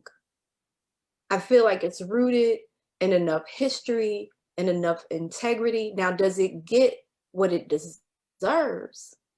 I don't think so. I know so. Because even when we look at the narrative spin, right, with a lot of that, because a lot of people want to say, well, Black women are a little too strong. You know, it's kind of, it's lopsided if the Black woman is the head of the household, which comes from white male cisgendered hetero patriarchy, because that structure historically was that if your society is ran by a woman, then you are backwards, right? And Black people adopted that mentality. I stress that everybody look at the documentary Ethnic Notions. It will lay it out for you. It was available on VHS, but you can only get it now on like Vimeo. It's available through California Reel. Okay. Ethnic Notion. Amazing 80s fashion. However, what it actually breaks down is that when we want to look at the root of who taught us how to hate ourselves and who taught us how to hate Black women specifically, it is rooted in that somehow, that if your woman is even equal to you, that somehow you're backwards, you're not doing it right, you're weaker. And I think that's also, sidebar, but totally related, where a lot of Black men get this argument wrong about being emasculated, right? Girl, you don't say that. Don't get me wrong. You know, we have learned some very awful ways via chattel slavery and the trauma that we endured. However, that argument is a moot point for me, because simply, if you look at everything that Black women have had to do, Ida B. Wells, lynchings. They did not target any of the Black men who were reefer smokers to make an example of. It was Billie Holiday that they made an example of, right? So I'm gonna wrap it up with this. For me, as a Black woman, our women's movement is strong. When you say our, do you mean our as in Black women, or do you mean our as in this moment, this time of women's movement? I want to clarify. The historical thread, because Gotcha. everybody that's actually in certain leadership positions right now, they might not know it, but they're just operating within tradition. Pow, that part. And on that note, I'm gonna toss it over to you, Maury, because that's on that note. Maury, what about you? What you think? Your phone, y'all, I keep telling y'all not to put y'all speakers on mute because y'all be talking and they be on mute. Y'all can use I'll be trying not, for it to have any type of, feedback or messing up anyone else speaking. So I'm used to, muting between things. But what I was saying is that I would not say that the women's suffrage movement was a giant for Black women to stand upon, for shoulders to stand upon. As Cheeraz was saying, a lot of the prominent white women who were leading the women's suffrage movements or the feminist movement worked alongside a lot of white supremacists. got money from political figures that were oppressing Black people, and they were accepting money from them. They were women who were leading the suffrage movement at the time also wasn't even in support of combating lynching and saying, hey, we don't need to lynch anymore, because they were too concerned with protecting the purity of white women. And this was seen as what combats that. So you can also be connected to those type of things for me and also say that you help propel me anywhere. So yeah, that's kind of how, you know, I have some qualms with the feminist movement and with how they make it seem like it was this all-inclusive thing for Black women, when oftentimes they will shelve things that can help forward Black women because it overshadow or could be in competition with what they wanted to push forward. So I don't feel like we were an afterthought. We were, if we can get your support, if we can get you to stand in line for us to get our things, then maybe you can get the crumbs afterwards. That's how I feel it was. Yeah. Do you think, Marty, that that's what's going on today in the women's movement when it comes to Black women? It's like, we want your vote. We want you to go for this strike. We want to pull you away from this particular issue and bring you over here to make this issue not weak, but our issue strong. Isn't the exact same thing going on today? You know, I say, you know, in a poem, I actually posted a snippet of it earlier in the month for Women's History Month, but they were like, you know, I feel like a lot of times Black women, I say a lot of times Black women are told they're too loud, that they have too much to say until they are asked to make shotguns of their mouths and barrel it into your rallies, into your agendas, until we are asked to air it out for you. But when we airing it out for ourselves, we too much.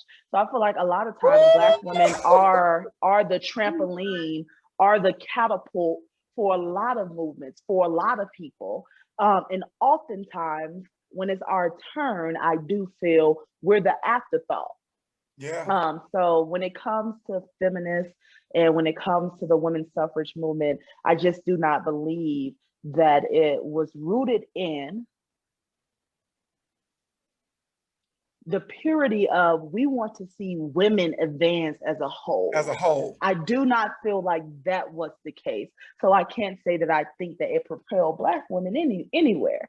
I feel like we, as Cheeraz says, we have our women's suffrage and the women that put boots on the ground for us, that propelled us. So much so when you have someone like Harriet Tubman that Cheeraz mentioned, who took control and said, I want my freedom and I want my people free and I'm willing to sacrifice and I'm willing to lay my life, my blood on the line for it. And I feel like it's that ferocity, it's that fire that the world sees and they want a piece of it because they want that fire to fuel theirs.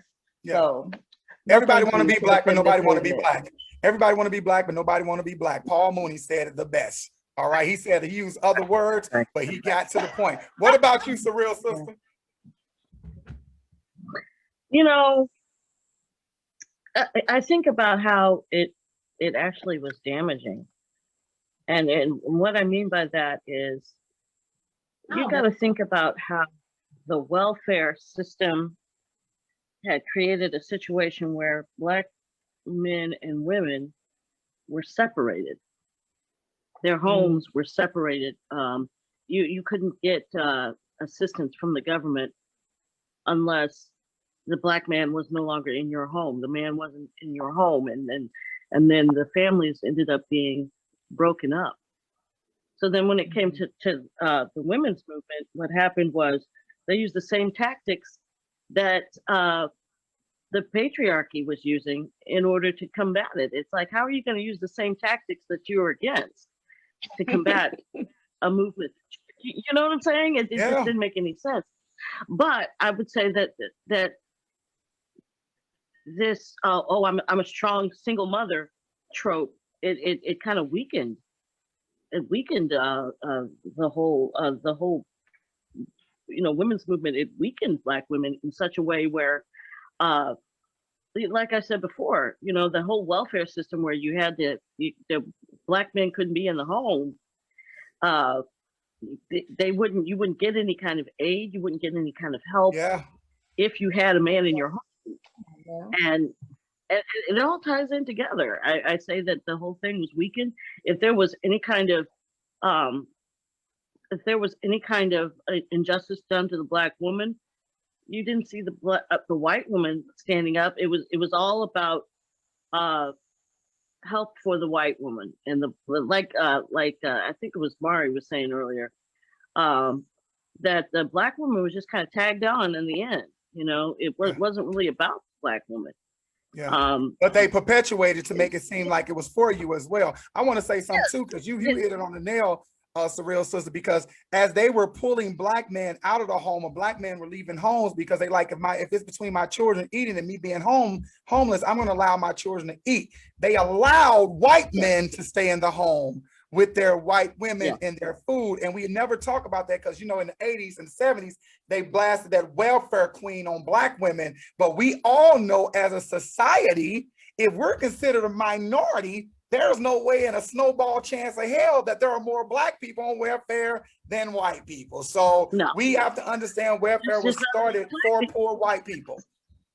All right. And what you think, Dr. Marty Casey? I'm sorry, I mean to cut you off, but what you think, Dr. Marty Casey? Oh, yeah, I think a lot. I think you need to do a part 2 and bring us back. This one right here really touches, okay? But I'm going to be real quick with it because I think it's already been answered and said best. So I can appreciate the movement, but I think, I don't think it was inclusive to us at all. And I feel like we were used for the numbers. There's power in numbers, you know, and I think even still today, that's pretty much the whole idea of things. And I would say that I wish it was more about, we had some negotiation power. I wish we had that in that moment. So what I want to just, you know, speak out loud right now is moving forward, because you also asked, do we feel like some of that is going on even right now? I personally don't think that's really what's going on right now. I think it has the same undertones that it could happen if we allow it to happen, but I think we hold the power to make some changes right now. I really do feel like we as Black women, we're in the best position we've ever been in before. And we need to understand that and move accordingly and move together. We have to be in sync. We got to dance this thing, y'all. We got to be in rhythm. And so I feel like it's time for us to put some insurance on our actions. Yes. So for you know, I appreciate you allowing me to come into the room. And I even appreciate you giving me my 2 minutes at the mic. But none of that's going to mean anything if my other sisters are not applauding me when I finish speaking. Yeah. Right. That's right. We have to show, we have to show a united front, and we have to show that we come together, we in it together, we leave together. Yeah. But when they can cherry pick who they want to do, say, and be, and you know, because this one over here, you know, she's connected to that. So I'd rather take a chance on her than Dr. Marty, because I know Dr. Marty is an activist. Mm-hmm. See, you know what I'm saying? So I feel a little safer when we, you know, so to come and speak first. I mean, I'm familiar more with, you know. Go stand in the corner. I ain't got time. I mean, I'm just saying. Go stand in the corner. So my thing is, if we show up, y'all, as one. Like if we make a pact tonight that say, okay, me and Cheeraz have done it before. We said on some things before, and it's like, and I feel good when Cheeraz is here. I'm good, because I know she got my back, and I have hers, and and we should unapologetically walk into the room like that. Yeah, but we don't. Just and it should be unsaid. It should be unsaid, but it takes time to get to know one another. Like I'm just gonna, can I keep it real? Can I just say this and then I'm gonna be done?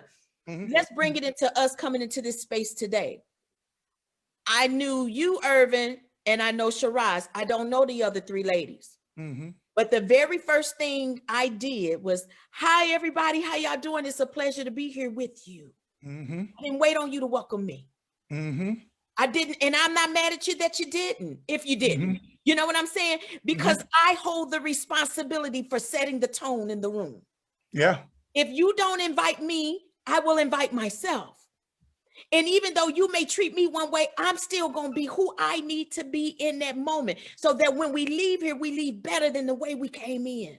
Yeah. I believe now, when this is all over with, because we spent this kind of intimate time together, when I see you again, it's going to be, hey, ooh, you see what I'm saying? We don't have enough. We have not really spent that type of intimate time with one another. Let's give us a chance. Can we give us a chance? Yes. And thank you so much, Marty. That's real, Marty. And what about you, Misinterpretation? Go on, wrap this up for us. Go on, put the fork in it for us. We all bound by one cord. Scoot in a little bit. Scoot in, because we can barely hear you. We all bound by one cord. Cheeraz kicked it off historically. Marty took it there. Surreal Sista brought in the breakup of the family. And Dr. Marty tied it in with the unity and how we need to show up. So there's nothing more to be, when points have been stated, I don't need to come back. They done said it, you know. Yeah. You know, the emasculation of our men point was brought up too. And I want to say this, the misunderstanding of the feminist movement, creating this quote unquote independent Black woman, that misunderstanding put in some of our sisters' minds that they didn't need the brothers. I don't need a man, I can do it all. But no, I'm gonna just say this, I need my man. I need my man. I'm composed of masculine and feminine energy, but every being was designed for a specific purpose and role, so to speak. I need my man because there's certain things that he has in his makeup that is needed for the wholesome health of the family. So that's what the feminist movement, the misunderstanding and how it was conveyed to our women, really hurt the family structure. Yeah, I love that. And I love that you understand. Like, I love when I hear people who are happily married in relationships that say, listen, I don't care what worked for you. I know what works for me in my house. You cannot dictate how my house operates. You may not like it, but it ain't any of your damn business either. This is my house on how we operate. Yo, if you all love what you are hearing, make sure you hit these cash apps. I got 2 people send me a cash app for you, Cheeraz. I will definitely make sure, because at the end of the show, we shout out everybody who sent any kind of donation to anyone in the cash app. I also want to shout out Casey Moore. Thank you for being in. You always support. Sugar, you've been with us the whole night. Mocha Williams in here. I try to get her on some shows, y'all, but you know, she's too highfalutin for us regular poets anymore. She has companies and business and, you know, paintings and COVID to save and all that other stuff. Also, shout out to, let's see, who else is in here? Says Sugar, Patricia O'Neill, shout out to you. We just want to say what's up and thank y'all for sticking with us. Now, my mama. Who's your mama? Patricia O'Neill. That's my mama. That's who mama? Who's that talking? My mama. Surreal Sister. Oh, what's up, Surreal Sister? Hi, Surreal Sister Mama. Hey, 4 Feet just came into the room. What's up, 4 Feet? She said, y'all some, hey, y'all, my badass sisters. And yo, and Sugar say she took my advice and did an open mic. Give her a round of applause, everybody. Give her a round of applause. Now, this is something I want to say because it's near and dear to my heart. And I said I would shout this young lady out. Her name is Aaliyah. She is a teenager. She is a young Black girl. She's biracial. Her mother's white and her father's Black. I am remiss because I don't have a mother name in front of me, but I think her mother name is Rebecca. She watches this show every week. She sent me a comment and she said she wanted to thank us for doing this show because it really helped her explain the racial identity in her daughter. It was things that we touched on that she never even considered being of a different race than her daughter and what her daughter had to face. So with that being said, I want to not only shout them out and say hello, because I told them I'm going to say hello to them, but it brought me to the point, speaking to you guys, is what would you tell a young Black woman, a young lady that would make her life a little easier as a Black woman and being in that space? What advice would you give yourself, if you can give yourself, or what advice would you have wished somebody gave you as a Black woman that would have just made the road a little easier? I'm going to start with, who haven't I started with as of yet? I'm going to start with, I think I started with everybody before. I'm going to start with you, Miss Interpretation. Thank you. One of the things that I wish would have been developed in me as a young woman is my self-esteem and self-confidence. I don't think we tell, well, we probably do now, but our girls aren't told they're beautiful. We don't tell them they're physically beautiful enough. And I make it a point, and I make sure all my girls know, you are beautiful. You are beautiful. There is no one like you. And think of it as a garden of flowers. Each flower is different, but they're all beautiful.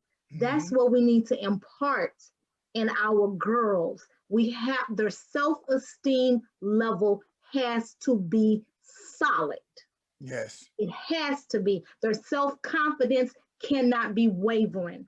So that's what I want to do. I want to build them up. I want to celebrate their talents, whatever they have going on. Praise it, celebrate it, build them up so that no one can push them over. No one can use their lack of self-worth or self-confidence as an avenue to manipulate, use, and abuse. Yes, yes, yes. And we need that as we both are educators. So we know that is something that's lacking in girls and boys, but specifically young ladies. Like, I make it a point to not only tell them that they're beautiful and that they're smart, but you're intelligent and you're entitled to your own opinion about life. One thing that no one can take away is your opinion, and stand in it. You may be right, you may be wrong, but it is your opinion, and nobody can tell you how to think about somebody who has hurt you or somebody who has crossed the boundaries with you. You are entitled to your right to feel whatever way you want to feel about that. What about you, Dr. Marty Casey? Well, I totally agree with that confidence thing. You know, I've always been a heavy set young lady from the beginning, and my grandmother made sure that I knew that I was beautiful, and I walk in that every day. So I tell people all the time, I'm not fat, I'm full of love. First of all, stolen. Okay, take it, baby, take it. And I'm not short, because I'm tall enough to stand against any giants. Yeah. And I'm not bald-headed. My hair is curly, and every coil represents my creativity. So what I want every young girl to do tonight is to look in the mirror and redefine who you are. If you think anything negative about yourself before you close your eyes and go to sleep, I want you to find another way to describe yourself. Not so the world can see you, but so you can see yourself. Because you will be with you for the whole rest of your life. You can choose to be around other people. You can love people from afar. There's some people you in school with right now you'll never see again after you graduate. So you don't allow anybody to steal or to take or to borrow your self-esteem. I want you to love on you for you, because it's you that you will have to spend the rest of your life with. Good advice. Hey, that's excellent advice, period, across the board. What about you, Surreal Sista? You know, I was just thinking about, I grew up in a predominantly white. No, you won't say that. Ain't nothing but Satan try to come in and freeze your screen. We ain't having it today. It's too much energy in here. We're dropping too much knowledge. They like, we're going to interfere. That's the feds trying to interfere with our knowledge. Turn your phone the other way and take it off mute. Take your phone off mute, Surreal Sista.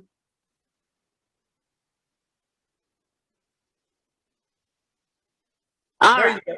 Now, what you So saying? he's in the feds. I said I grew up in a predominantly white. Well, we were the black family because this was like 70s, 80s, 90s, and in Chesterfield there really weren't any black people in the neighborhood, and so that puts a whole new spin on identity and how you see yourself as a black child, you know, coming up. And so what I would tell little black girls in that situation is don't try to conform to be anybody else. Just because you're different, that makes you unique. I've seen plenty of I mean, I'm Surreal Sista for a reason. I've seen plenty of Twilight Zone episodes where people traded bodies and they found out somebody else's life wasn't as good Yeah. as the life they lived. And they're like, oh, snap. I wish I was me. And that made me realize I'm so happy to be who I am and to have the experiences that I've had. And so what I say is be very grateful for the life that you have. Be very grateful. You don't want to be anybody else. You don't want to be you know, I wanted to flip my hair like Farrah Fawcett in the early 80s. And I know when I had curly hair, I couldn't do that, but I wanted to do it. I wanted to be like everybody else. Don't try to be like anybody else. Be yourself. Love your life and know that just because everything looks great on the outside doesn't mean that they don't have struggles at home that you don't. You be happy with the struggles you got to deal with because other people's struggles. I tell you don't want to deal with other people. I tell people all the time, if you had my life, it would have killed you. And if I had your life, it would have killed me. So I'm grateful for the life I have because I'm still living. I'm gonna tuck that one away. That was a joy. You hear me? Because you know I couldn't have lived Marty Casey life. I couldn't have lived misinterpretation life. It would have killed me. You so busy focused on what other people have and how great other people are doing, not understanding they went through those things because it was making them. Their mold is different than yours. Your mold would have cracked, broke, and shattered on the floor. So be grateful of what you have. What you think about that, Mari? With that, what advice would you give? I would probably say to take up space that you deserve to be in a room. Yes. That's something that I wish I would have found out younger in life. I feel like I caught on later and became very present with myself. But yeah, definitely that, you know, to take up space, you deserve to be in a room. And then just also on the back end, know that you deserve rest and luxury. Yeah. Too often, I feel like Black women are not offered those things, or we're not taught to believe that we deserve those. Like when we're talking about the mammy figure, when we're talking about how Black women are expected to be strong and work, but all of those things, and we're not often told you deserve luxury, girl. You deserve rest without pain. You don't owe the explanation for. You don't have to suffer in order to deserve the luxury of rest. So that would be my things: is take up space. You deserve to be in a room, and then once you done worked your butt off to get in the room, you deserve luxury and rest. So come on, that's a word right there. Luxury. You need to put that on. You need to put that on a shirt because if you don't, I am. I deserve luxury and rest. Real talk. What about that work hard, play hard concept? You say what? That work hard, play hard concept. Exactly. You know, if I work hard, play hard, I need to be able to rest hard and get some luxury around here. I want me a glitter massage or two over in the Bahamas sipping a Tahiti tequila. Yeah, I want that too. What about you, Cheeraz? So my advice is twofold. I want to say this directly to Aaliyah. Though I am a Black woman who is not of mixed race by parents, right? Skin privilege is a thing. Yeah. And honor the fact that you had skin privilege and know when to not take up space. However, also, do not let somebody other you or the people like you. If you self-identify as Black, and if you are raised and socialized as a Black woman, you stand in that. and you stand in it with every ounce of integrity that you have.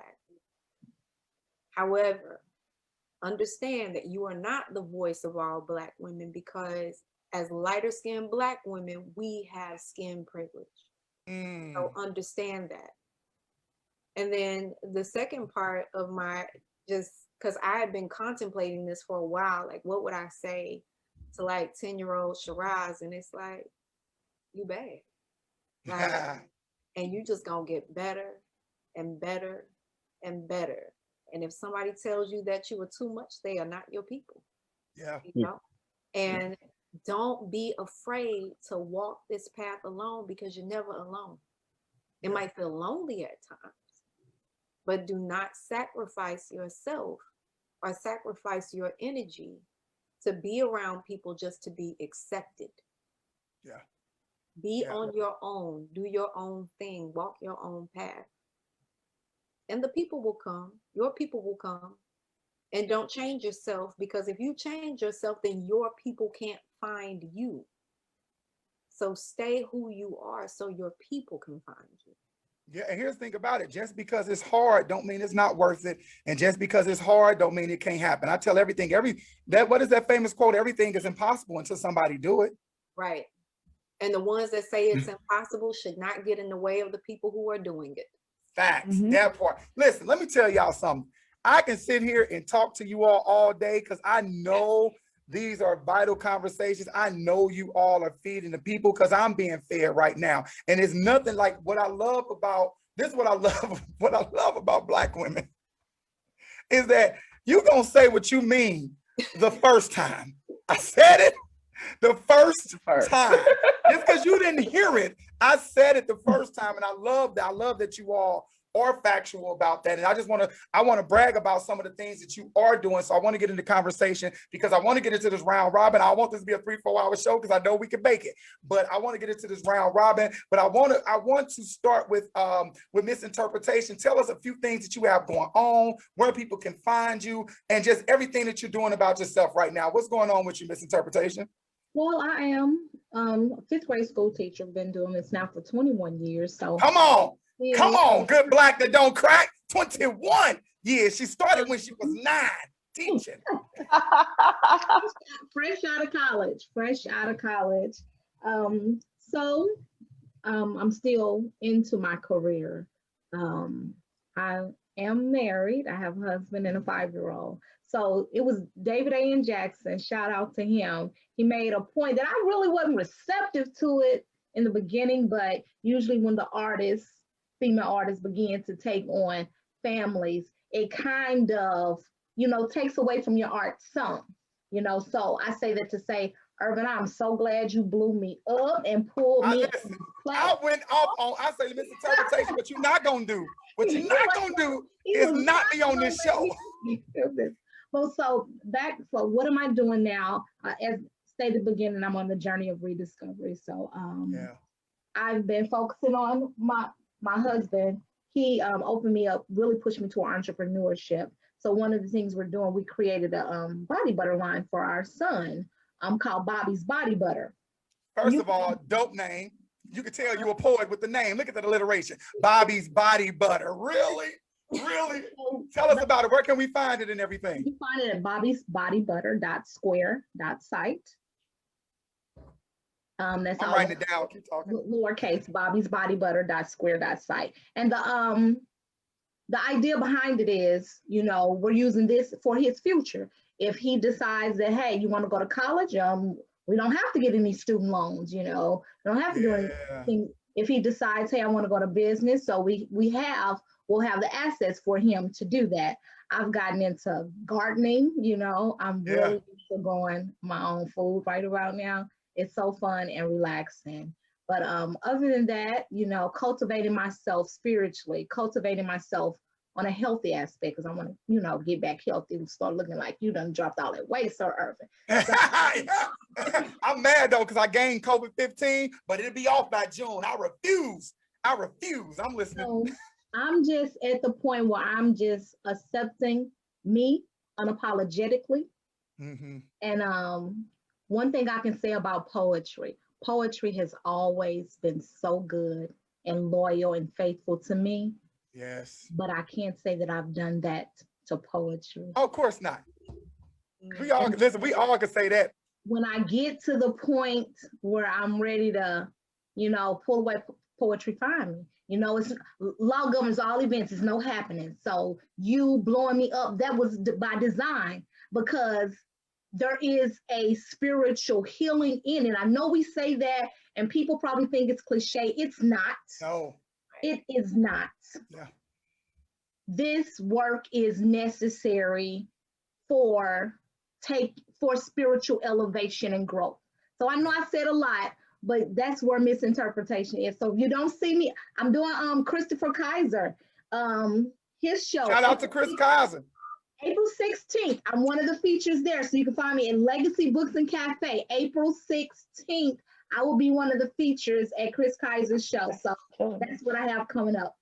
Now, before you leave, before I go to the next person, I want to make sure that they can find you on social media. How will they be able to find you on Facebook, Instagram, and things like that? I do have a misinterpretation page. Okay. You can go like my page, and I'll be uploading when I have shows there. And you can find me on Facebook, Flora Brownell. You know, I'm on there here and there, but that's how you can keep up with what misinterpretation has going on.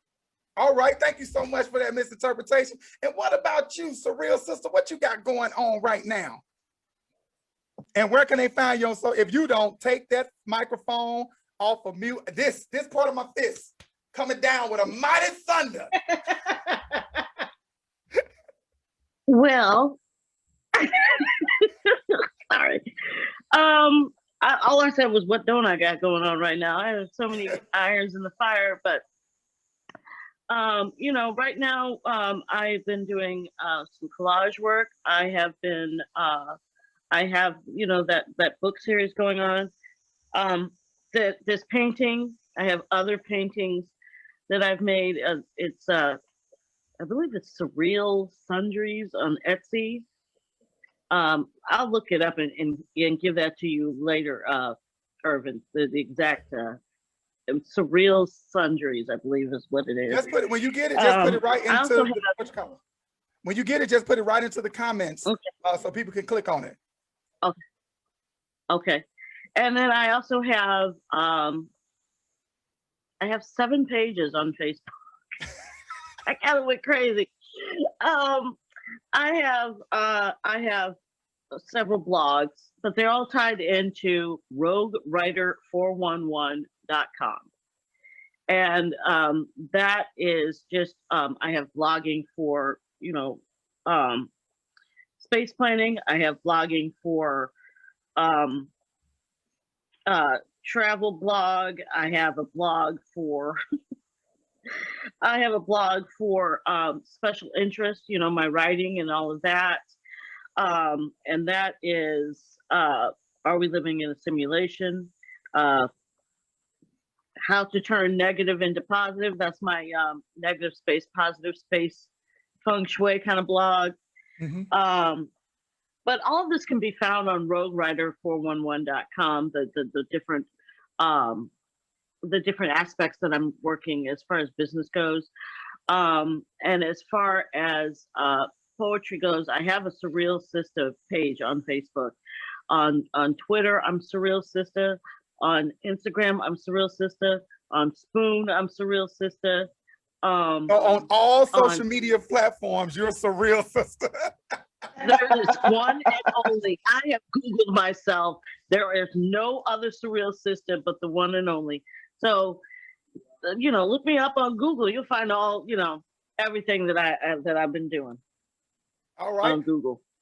Well, thank you so much for that. We appreciate that. What about you, Miss Maury MC Carter? You need to get me the coordinates so before you come on stage, you'd be like, Maury MC Carter. I guess on social media, I mean, I have a Facebook page. It's just Maury Carter. But on Instagram, has a lot of other things, which is the same as my Cash App tag. It is she, her, Carter on Instagram. So you can find me on there. Currently, I am working on a book. The book is entitled Damaris, which is my full name. A lot of people don't know my name is Damaris, and I go by Maury for short. And so that's the title of my book. It's pretty much so one of my favorite writers is James Baldwin. I love how he writes like a lot of letters and excerpts. So I didn't just want a book of poetry. So I decided I want to do this 3-part series that would be Damaris, Mari, and then MC. So I'm working on the first part of it. And it will be kind of more based on kind of my childhood. And it will be short letters, short stories, and then poems in between those. So it'll be like a little collection of things, and I plan to release that this year. Writing a book is, you think you know what you're gonna write until it's time. You think it's just gonna come flooding out, and then you start to have to make some real decisions about what content you want there and how you want people to receive you. So that's what I'm working on right now. And then also going to school, as I mentioned before, I decided I was going to go back to grad school and things like that. So I'll be in school for the next 4.5 years. That's all right. You're going to get it done, though. Because we're going to be like, you're talking about Dr. Maury? You got her messed up. You hear me? Every time. You hear me? I'm about to say, after that, every time for at least a good year, I'm going to be doctor. They're going to be like, now coming to I'm not MC no more. I'm not Mari. It's Dr. Carter. I'm Dr. Maury MC Carter. Thank you very much. But that's what I have going on. Visit me on Instagram, and for when the book release, sometime I'll be posting some excerpts from the book on there as well until it releases. So that's it, though. Okay, thank you. There's a lot going on. What about you, Cheeraz? What do you have going on right now? How can people reach you all? I wanted to put this information because I want people to hold for the poetry, because sometimes people hear the poetry, then they want to bounce off the live because they done got their fulfillment of poetry. So I'm making sure we getting y'all information first before they get these poems. What about you, Cheeraz? Okay, so I will start because I forget to mention a lot of things about myself because my life is kind of kaleidoscopic. It's in various parts. So first and foremost, I'm the founder and executive director of Sibling Support Network. So I work with people who have lost either a blood-related or fictive kin sibling to a violent crime. So since 2017, we have been conducting research. You can go to siblingsupportnetwork.org. And if you are someone who has lost either a blood-related or fictive kin sibling to a violent crime, you can go on the website and take our loss of sibling to violent crime survey. And I just want to thank everybody who's taken the survey so far, because we opened up the survey nationwide for people, because we do need to understand how people are impacted when they lose a blood-related or fictive kin sibling to a violent crime. A lot of people on this call know that I lost my baby brother, John, August 14th of 2013, and it changed the entire trajectory of my life. And I had refused to be a focus group of one to attempt to create a foundation or organization and not knowing how other people were impacted and what we actually need to do to support people. So that's number one, is siblingsupportnetwork.org. So the next thing, as I stated earlier, I am the host, executive producer, and just all the sound engineer for I Remember a Place Name, which is a podcast about erased, displaced, and under threat Black communities and spaces. So I'm getting my Henry Louis Gates Jr. on, y'all. Like, a lot of people who know me knows that I'm like kind of like a history geek, and I love Black people, and I refuse to allow us to be erased, especially our stories and our landmarks and our spaces. So that we're on episode 5. I'm literally editing episode 6 right now, which is featuring the community organization For the Veil. Our current episode 5, is Dr. Jeff Ward from WashU, where he talks about historical racial violence and its impacts today, which then leads me into my third thing. I'm also a part of the Reparative Justice Coalition of St. Louis, where we work in conjunction with EJI, which is the Equal Justice Institute, located down in Montgomery, Alabama, which a lot of people came to know as like the lynching museum. But on April 28th of this year, we will actually be having a vigil for Francis McIntosh, who was the first Black man. It is historically on the books that Francis McIntosh was the first lynching in the United States, and it happened here in St. Louis, Missouri, 1836, in what we know now as Keener Plaza on 7th and Chestnut. He was actually burned to death. So his body is a part of the soil. I want people in our city to understand. What's his name again? His name is Francis McIntosh. Never even heard of it. That's crazy. Right. So you can Google Reparative Justice Coalition of St. Louis, and you can go to our website and see what we're about, see what we're doing. If you want to join the coalition, please do. We're just a group of community members, academics, organizers who really care about making sure that things are atoned for when it comes to historical racial violence, and actually understanding the through line and how it still impacts us to this day. So my book is still out and available. Yeah, I got that book. Which was released in 2015, In the Midst of Loving. You can get it online at Amazon, but I prefer that you go through Left Bank Books in St. Louis. Support your local bookstores, support your local bookstores, support your local bookstores. I don't know if I See Me still has my book. I don't know if they're sold out or not, but support I See Me and also Left Bank Books. And then the last thing is that I'm just attempting to enjoy being happy. Yeah. And really being situated in that. You know, I tell people, I make no qualms about it. After I lost my brother, it was a wrap for me. It was probably the most life-shattering thing to lose my grandmother and my brother within 3 months of one another. So for me, I didn't hear my own voice again until 2018.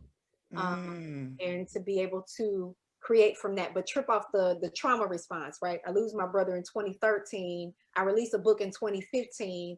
I was operating on that stereotypical go, go, go type thing, you know, that we put on Black women. However, I had to take a beat.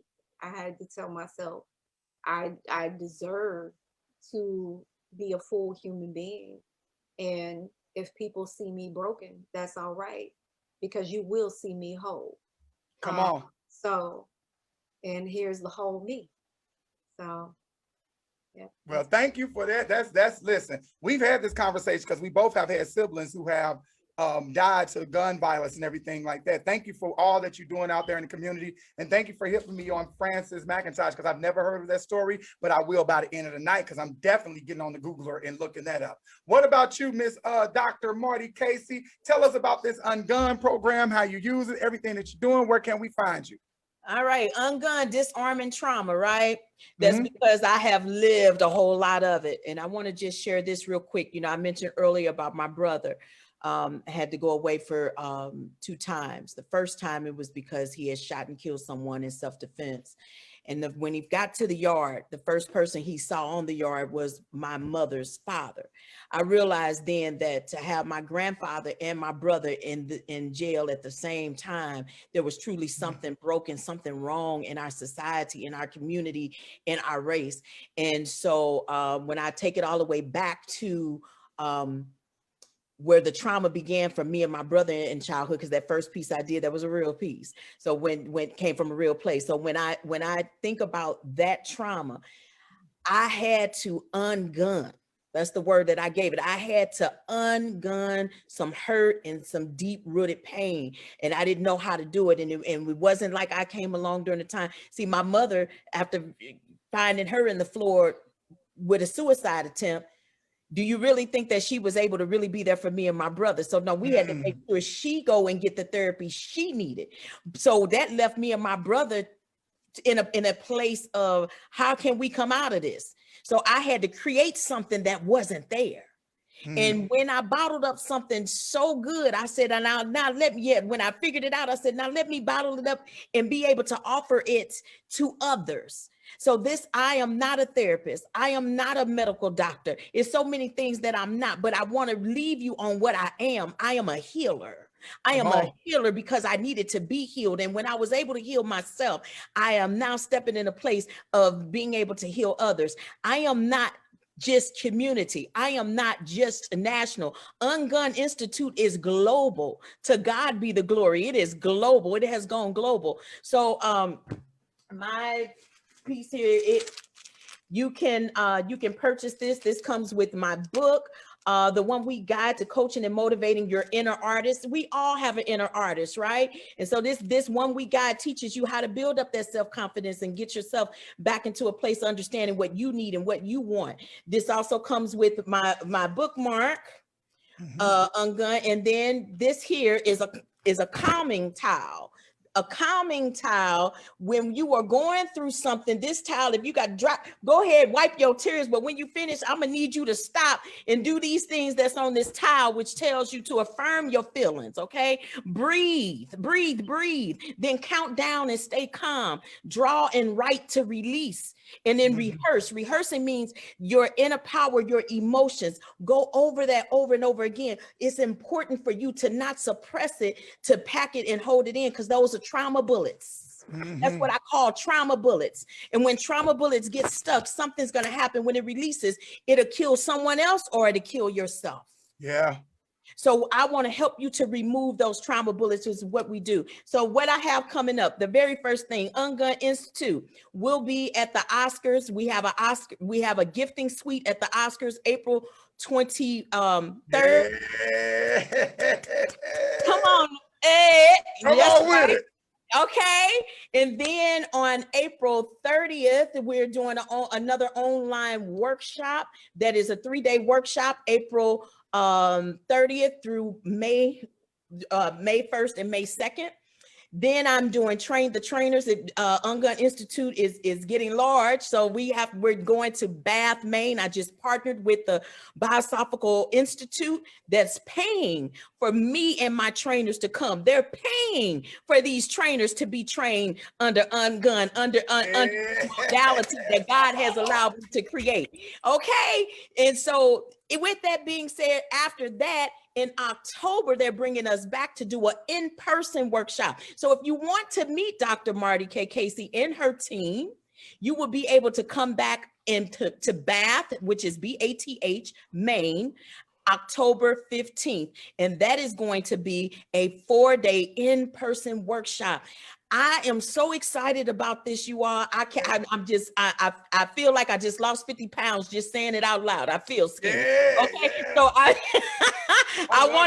I just want to thank you again, Ervin. I want to make sure I'm not leaving anything out. I don't believe that I am. I think I hit you with the most important things, but by all means, go to unguninstitute.com. Know that, I have to share this real quick. My brother is doing well. My brother is out. He's turned his life around. He has 2 children. My nephew, his youngest, has autism, but this boy can listen to any piece of music and play it back to you. Can sing better than he can speak. Okay. And then his oldest sister, my brother's first child, she will be graduating in 2022 next year as a trauma, emergency room doctor. Okay. Yeah. That's the kind of God we serve. Yeah. Okay. You don't have, what you've been through doesn't define you. Yeah. Ungun it and create who you need to be to keep moving forward. Thank you, Ervin, again for allowing me here. Listen, I love everything y'all doing. Let me tell you something. Y'all doing more than the 100 people I know. Keep doing what you are doing, because what you are doing is amazing. It's gonna move everybody forward. I love it. I love hearing good news. I love when God be blessing my friends, because he in the blessing circle. So I know I'm coming next. You hear me? My grandma used to say all the time, never get jealous of people around you that's being blessed, because you in that circle, and guess who's gonna get hit next? So I'm trying to get hit with all the blessings. So this is what we gonna do.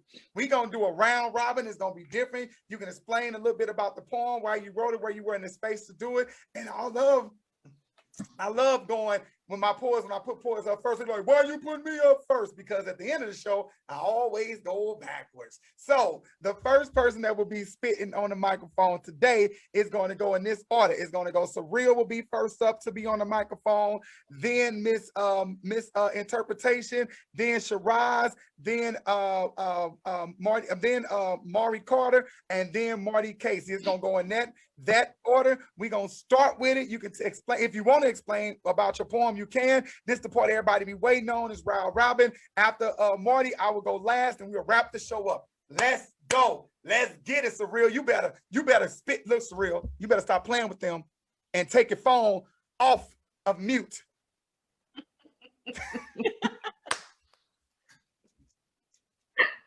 Okay. All right, so I thought this would be appropriate because we'd had a few days of overcast weather here in St. Louis. It was incredibly depressing, where the sun just didn't come out at all. And the sun is so nourishing right now. It hits differently now that we've been through this pandemic and everything. The sunshine is just like, it's like somebody, like an old friend that left, and you're like, oh my God, I'm so glad you showed up. This party was getting really kind of depressing, you know? Yeah. You know, anyway. So I wrote this. It's called Rhyme for the Sun. I wrote it in celebration of the sun on those rainy days, you know, during a period of time when there was just like a week straight of just overcast weather and rain and well, let me just go right ahead. The sun ain't been shining for over a week, and although I know those days where we don't speak, I still appreciate his heat, and I soak inside his silent eyes until he closes them each night to sleep. See, tragically, the magic leaves when he perceives I'm taking his love for granted, and scantily clad spandex fads and fashions only mask my true inner passions for birds and bees and dirty knees and flirty romps under trees. It's all a tease. He's perfect in his circle of friends. Winter turns to spring. He's back on the scene. Lusts for the melanin in my chocolate skin when he kisses me again. The sun ain't been shining for over a week. I can't bear to rise and I can't bear to sleep. And while he's been gone, I've been counting the sheep that assume all I do is cheat with the moon. And that crackpot fib of a whim has come back to him to haunt me each day in a fog of revenge. I hope he returns, but truly does learn that my love spans beyond his rays of concern. You know that ain't about no sun. That's about some man named Tyrone down the street by the liquor store. You better stop playing with everybody. We know your GIF poet. She's like, I'm just gonna say it's about the sun. No, it's about Sunday. That's who it's about, Sunday. You play too much.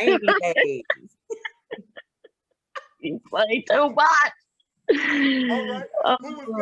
Who was that? Love that piece. Thank you so much for that, Surreal Sista. If you all love that piece, make sure you hit Surreal Sista's Cash App. Y'all stop playing with them with these Cash Apps now. Shoot them this money, honey. These poems ain't free. What about you, Miss Interpretation? Let's go. I wrote this poem when I was going through some things and had to realize, you know, you better step up your game or people gonna keep treating you the way you don't want them to treat you. So this is inspiring to any sister right now that's going around and around and wondering why it's not the way that you think it should be in your head. Sometimes I'm stricken with cases of amnesia and I forget who I am. Becoming mummified by worldly illusions, life's challenges be gang fighting me and I forget that I got superpowers. When I'm getting black eyes and jaw jabs from drama and trivial things, my focus shifts towards the narrow. When my ears are ringing and my head is pounding from the sweet seduction, soft caresses, knee buckling kisses, close the door, turn the lights off, hyperventilating skills, call you today, don't call you tomorrow, now replying text messaging, wanna treat me like a jump off with them smooth games, got me bipolar, slightly stalker, contemplating busting windows out of cars, fine. Good smelling, charming brothers used to be taking me off my square, but I'm telling you, I be forgetting who the hell I am. See, my history predates history. Within me lies a genealogy still battling the minds of scientists and historians. Got archaeologists excavating the grave sites of my husbands, trying to decipher hieroglyphics and figure out how them pyramids got built. Beam me up, Scotty. Oops, I mean goddess. Still got NASA wondering how Enoch and Elijah made it to the heavens without the use of their space shuttles. I am the mother of the human family, still bearing the labor pains of producing great men and women, luring and captivating. Them Spanish and Englishmen had to have me, feasting on my body, pouring themselves inside me, yielding their babies, tending their crops, cooking their food, witnessing their terroristic actions toward my man and my son, affecting my psychology, using their genocide to annihilate me. I still SURVIVE. I am the master. Yeah. Carefully crafted with resistance toward layers of obstacles, coated with resourcefulness. I was born to make $1 out of 15 cents. Can't stay down from sorrow. My kids need her tomorrow. Why fret in the midst of drama? Powerful I be. Ask any child ready to fight when you say your mama. The original Wonder Woman, anointed to lay hands on ya. Mix up some herbs to heal ya. Pray to the heavens for ya. Touch the hem of my garment and watch them miracles come towards you. His cycle.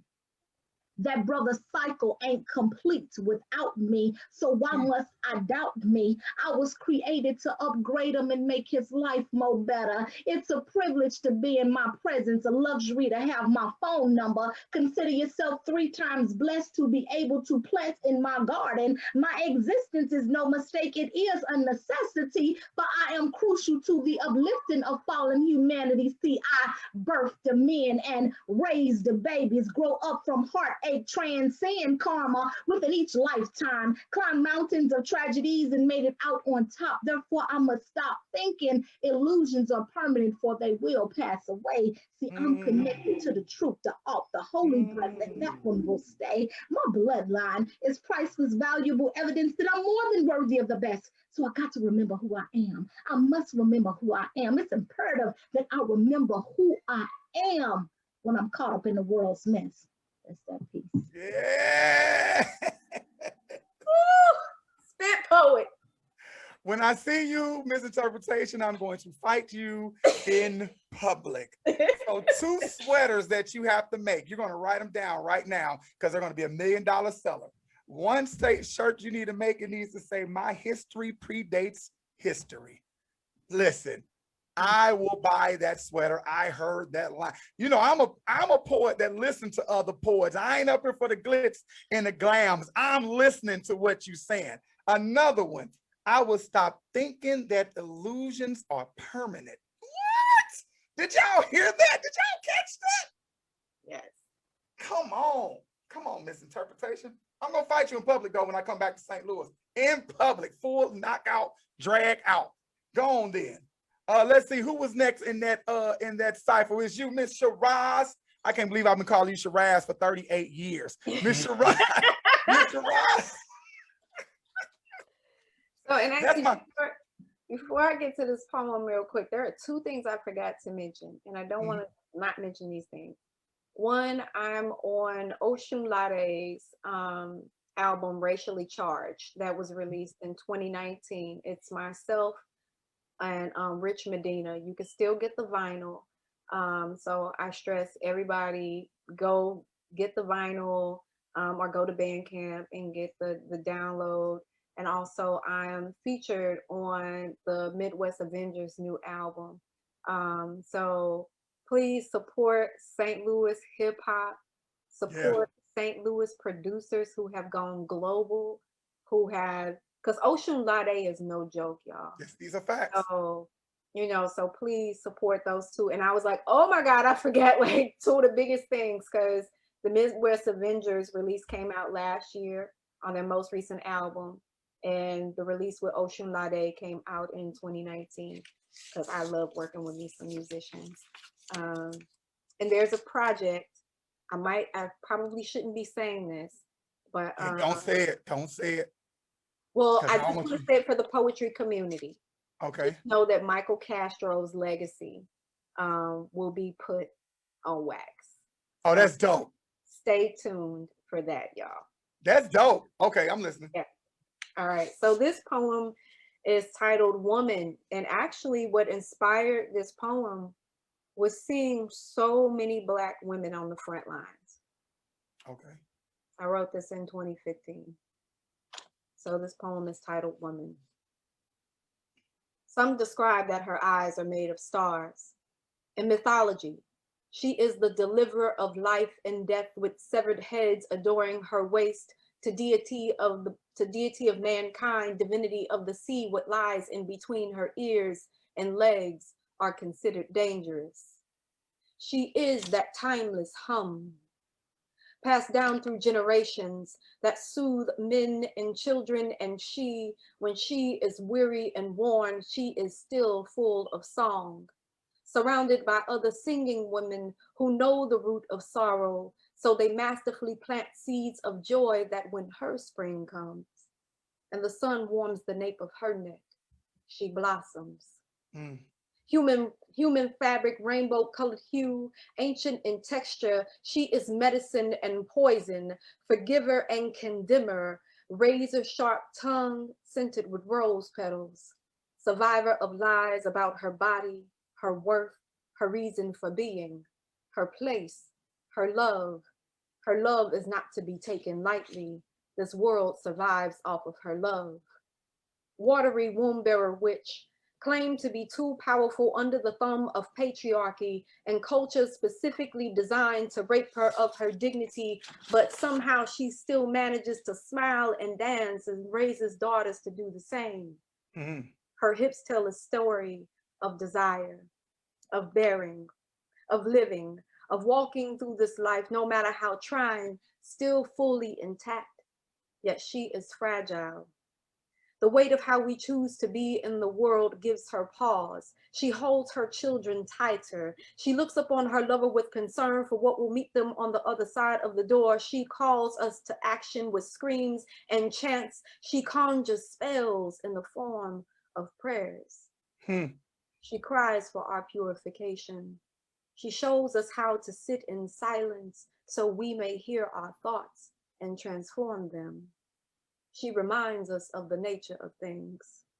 Her faith, a North Star and our salvation. Her breath, testimony. She, messy, powerful, peace, bread and wine, holy. She, soft, loud, home, relentless, beautiful, eye cutting, baby on hip quick. She, merciful, poet, soothsayer, seed planter and the sower, the yes and the no, fire corrector, transcendent, elusive and familiar. She is the interconnected feminine, the moon daughter dancer, sweet magnolia tree, ocean breeze, and the rising tide. She is what it means to persevere. She is woman. Yes, she is what it means to persevere. She is woman. That line alone sums up everything. Good job. I'm sorry, we so busy listening that we forget to clap. Yes, that's an amazing piece. Thank you for that. Look, I'm over writing lines down like, yep, that's the shirt where you said she conjures spells in the form of prayers. Come on. Yes, that counts. Yeah. A bunch of us are here right now for prayers long forgotten but answered. That part right there. Who's next? Come on, next up to the microphone is Maury MC Carter. Take your phone off of mute. You play too much. Oh, excuse me. I'm gonna do a poem called Have you ever had a Black woman pray for you? I guess it's a couple of years old. Okay. But have you ever had a Black woman pray for you? It's the same as asking, have you ever seen a sacrifice up close? Ever bear witness to the space where faith and favor meet, a laying of hands on holy ground when she makes trinity of herself? Mind, body, and soul join to touch and agree on your behalf. Have you ever had a Black woman pray for you? It's the same as asking, have you ever had someone ask God for your healing instead of their own? Ever seen such a selfless act? Ever watched a woman press through the crowd of her own trauma just to get close enough to God and still think to whisper your name? If you haven't seen knees bend to kiss floors like lost lovers, and they stay for a while, all night, all day if they have to. If you haven't seen eyes closed and hands commune, pressed together, forming the roof of a church. If you haven't seen a mouth open wide enough to hold the all of you, to cradle your shortcomings, your fears, the disappointment, the pain, the sleepless nights, the self-doubt. If you haven't seen her then offer that same mouthful up to God and ask him to still call it blessed, to still call it your deliverance, then have you ever really seen beauty? Have you ever really looked at her and then took the time to sit still enough to be moved? Have you ever had a Black woman pray for you? It's the same as asking, have you ever seen someone come in so much peace? Have you ever seen her shelve her desires to petition the heavens for yours?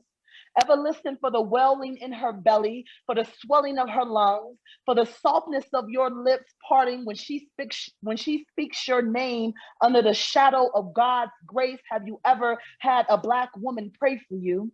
It's the same as asking, have you ever had someone go looking for you while you were lost? Ever had someone see your mountains and not be afraid of the climb? Have you ever had someone show up to a war beside you and call you victorious even before the battle begins? Have you ever had a Black woman pray for you? It's the same as asking, have you ever had someone truly see you and then still decide to stay anyway? Have you ever had someone choose you in spite of how damaged you think you are and then still call you art? Still call you some form of perfection? Have you ever had a Black woman pray for you? It's the same as asking, have you ever had someone look for the good in you first? Ever had someone choose you without an agenda? And did that feel like salvation for you all over again? Have you ever had a Black woman pray for you? It's the same as asking, have you ever seen blessings being overlooked? Ever seen a miracle taken for granted? Ever watched a body turn buffet? Have you then seen her picked over and left behind? Seen her forgotten after the healing has come? After the work is done? After she has brought the Calvary? After all she has given? Did you even bother to stay for the offering? Have you ever had a Black woman pray for you? It's the same as asking, do you know commitment? Do you know gratitude? Do you know reciprocity? Have you ever had a Black woman pray for you? It's the same as asking, have you ever really known love? Marty, I will fight you. I will fight you. Come on. Come on. Listen, everybody who don't know the poetry community, when a poet say they will fight you, that is the best compliment you can get. That means you are writing from a place where, listen, you said, listen. It was so many lines in there that I just stopped writing. I said, I can't keep writing because she keep punching me in my face with good lines. She said, have you ever had a Black woman pray for you, her mouth large enough to hold all of you? What? Moving through the crowd of her own trauma. Of her own trauma. She said, shove her desires on the back to promote yours in the heavens. What? Oh, wait a minute. So broke. I don't even want to mess it up, but so broken, but you still call you art? Is that what you said? Yo, Mari, where can that poem how much yeah. just in the book? Yes, it does. I Yeah. hope It is going to It appear that better be I'm in the going to book. put in the It better book. be in the book. Right.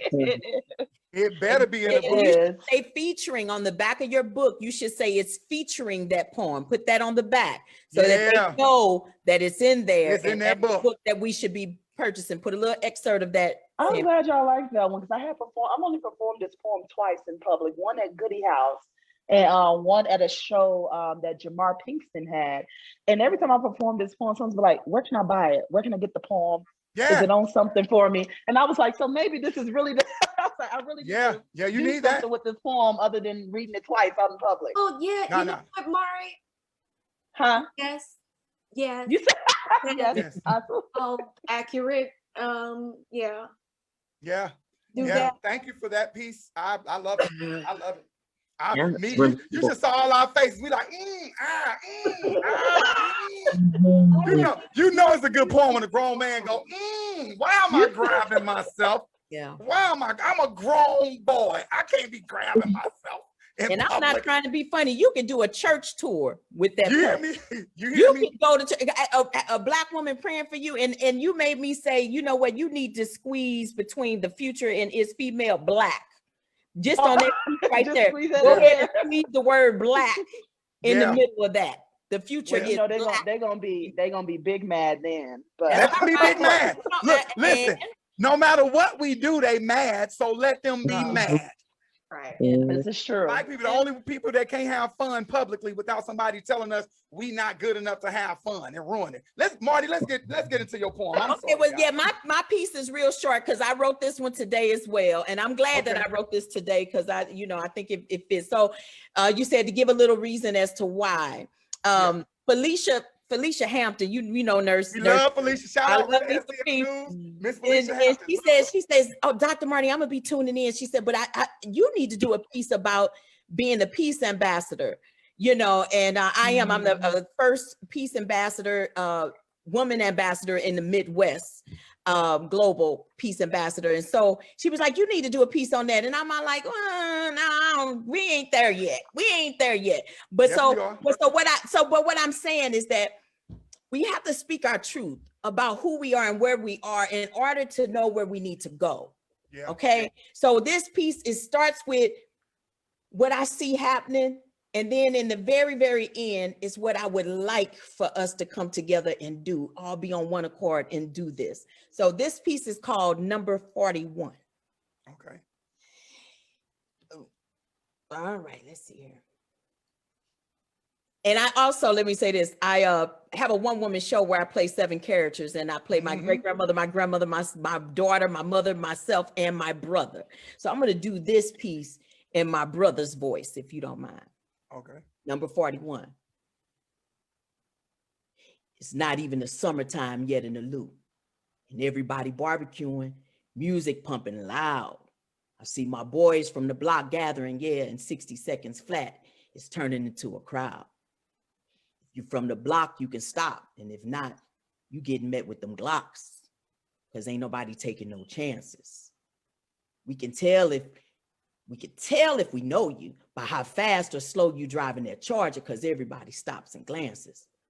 Oh, damn, that's OG youngest Q from up the street. He must be home on break from college. It's cool. His pops is a solid. But who's that dude he with? The only way to find out is go ahead and send in the roundaway chick. So she leans in smelling good and slickly and quickly scans the car. So far it checks out. So she turns around and she throws a wink. It appears he just got that ghetto invite, because he flashed that money green. It's cool, y'all can stay.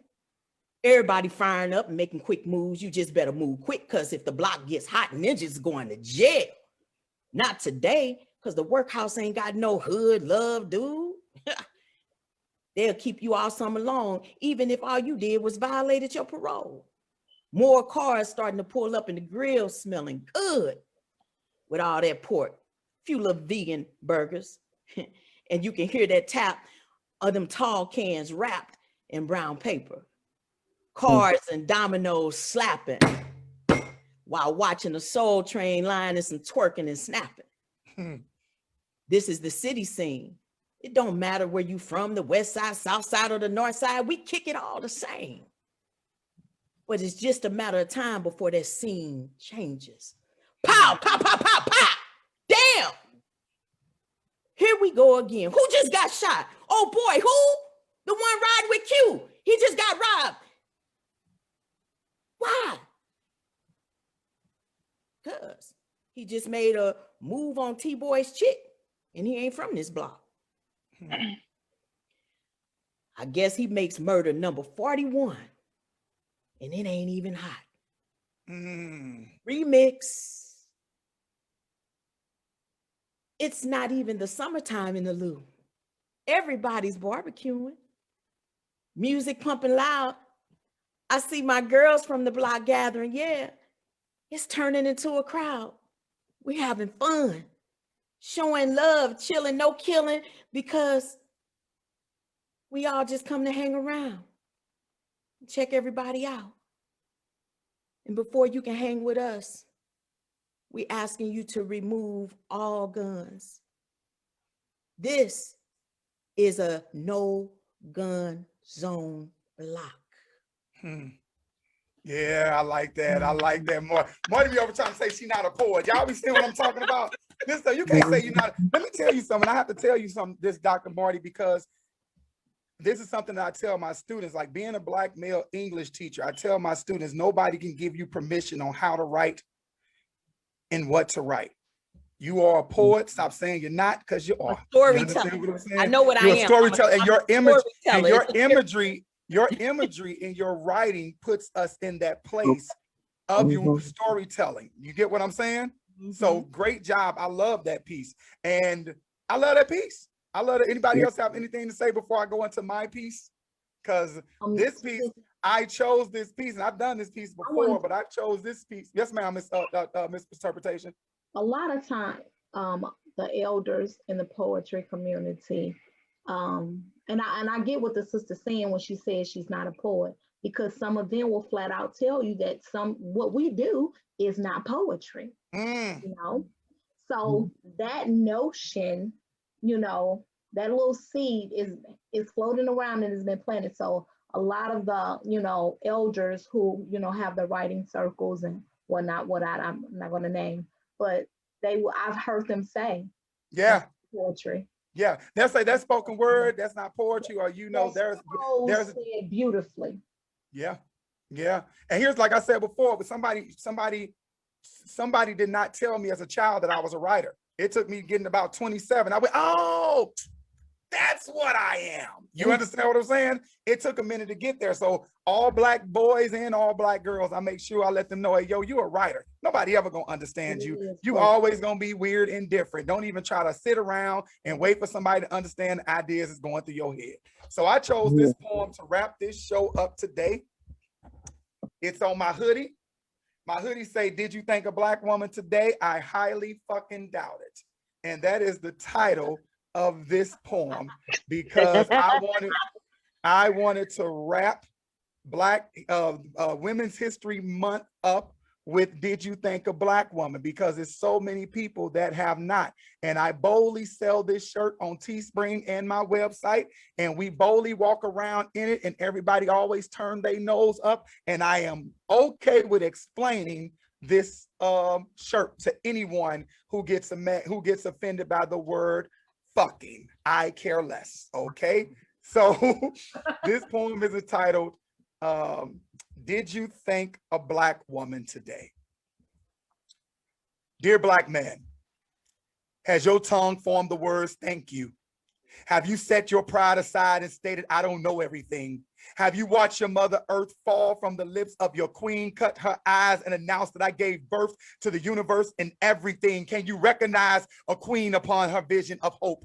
Essential question. Did you think a Black woman today? Because I highly doubt it. You're too arrogant in your stance. You think you've created everything. You place your God complex above her love because of your insecurities. Can you recognize her security? screaming over your body, looking policemen in the eyes and screaming, you won't dare touch my son. Have you carved out a space to protect your daughter's tongue? Have you carved out a space to protect your daughter's tongue? Tell her that she's not less than a man, but more than the advancement of anyone, that she is in fact greater than all things, more than a queen, black on top of biggity fucking black. The touch of blessings rise from her fingertips. She prays in the middle of the night for your ascending, took lashes with you, folded with you, picked cotton with you, stood up in America and said, see me, the last one on the ladder, the last one to be called beautiful, the last one to be chosen. Did you thank a black woman today? Because I highly fucking doubt it. Did you tell her that her beauty is enough?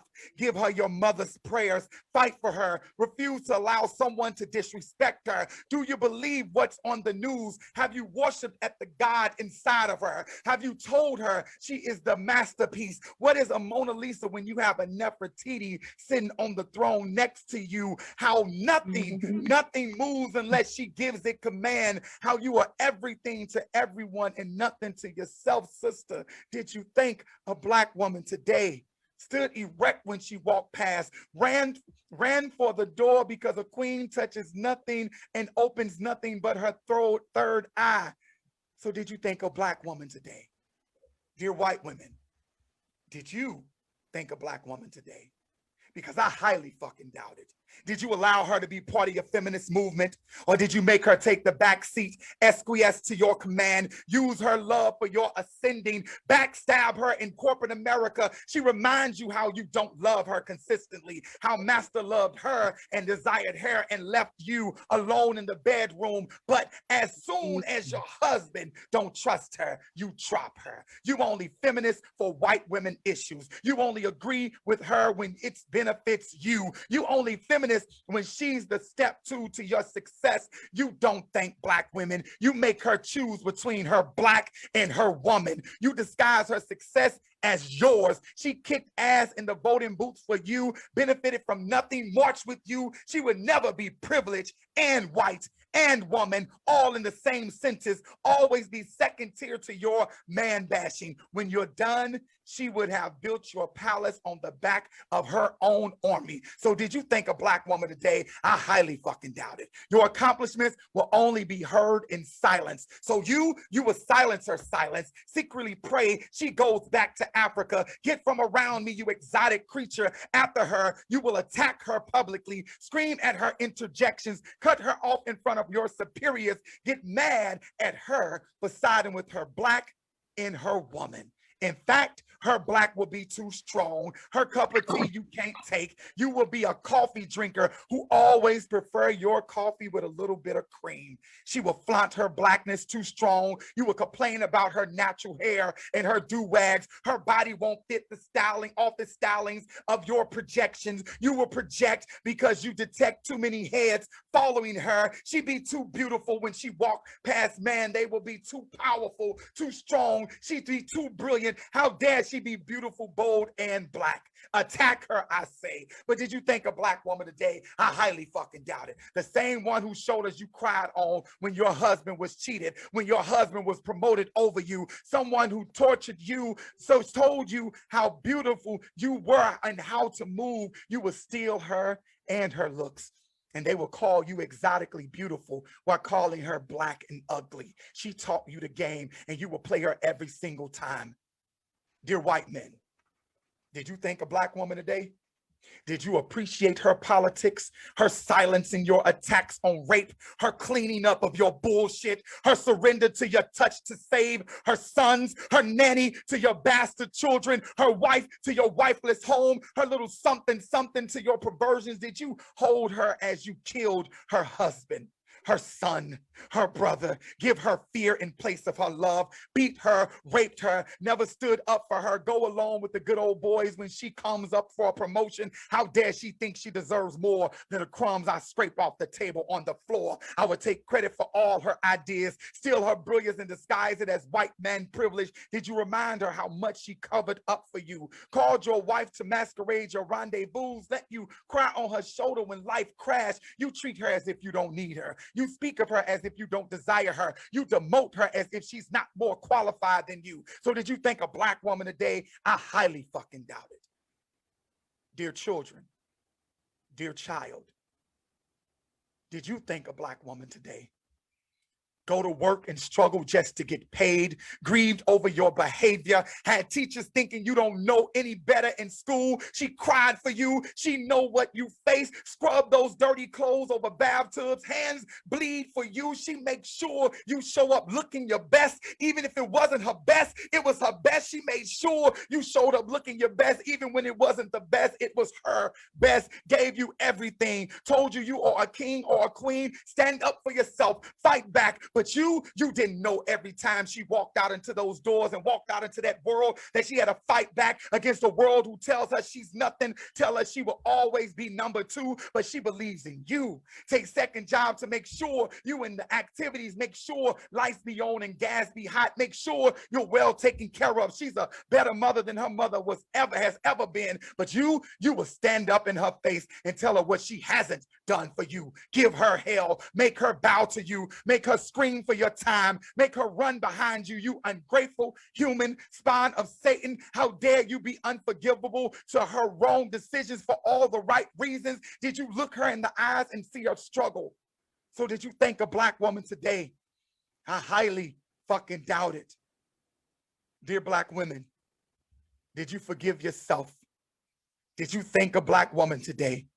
Did you look in the mirror and love yourself first?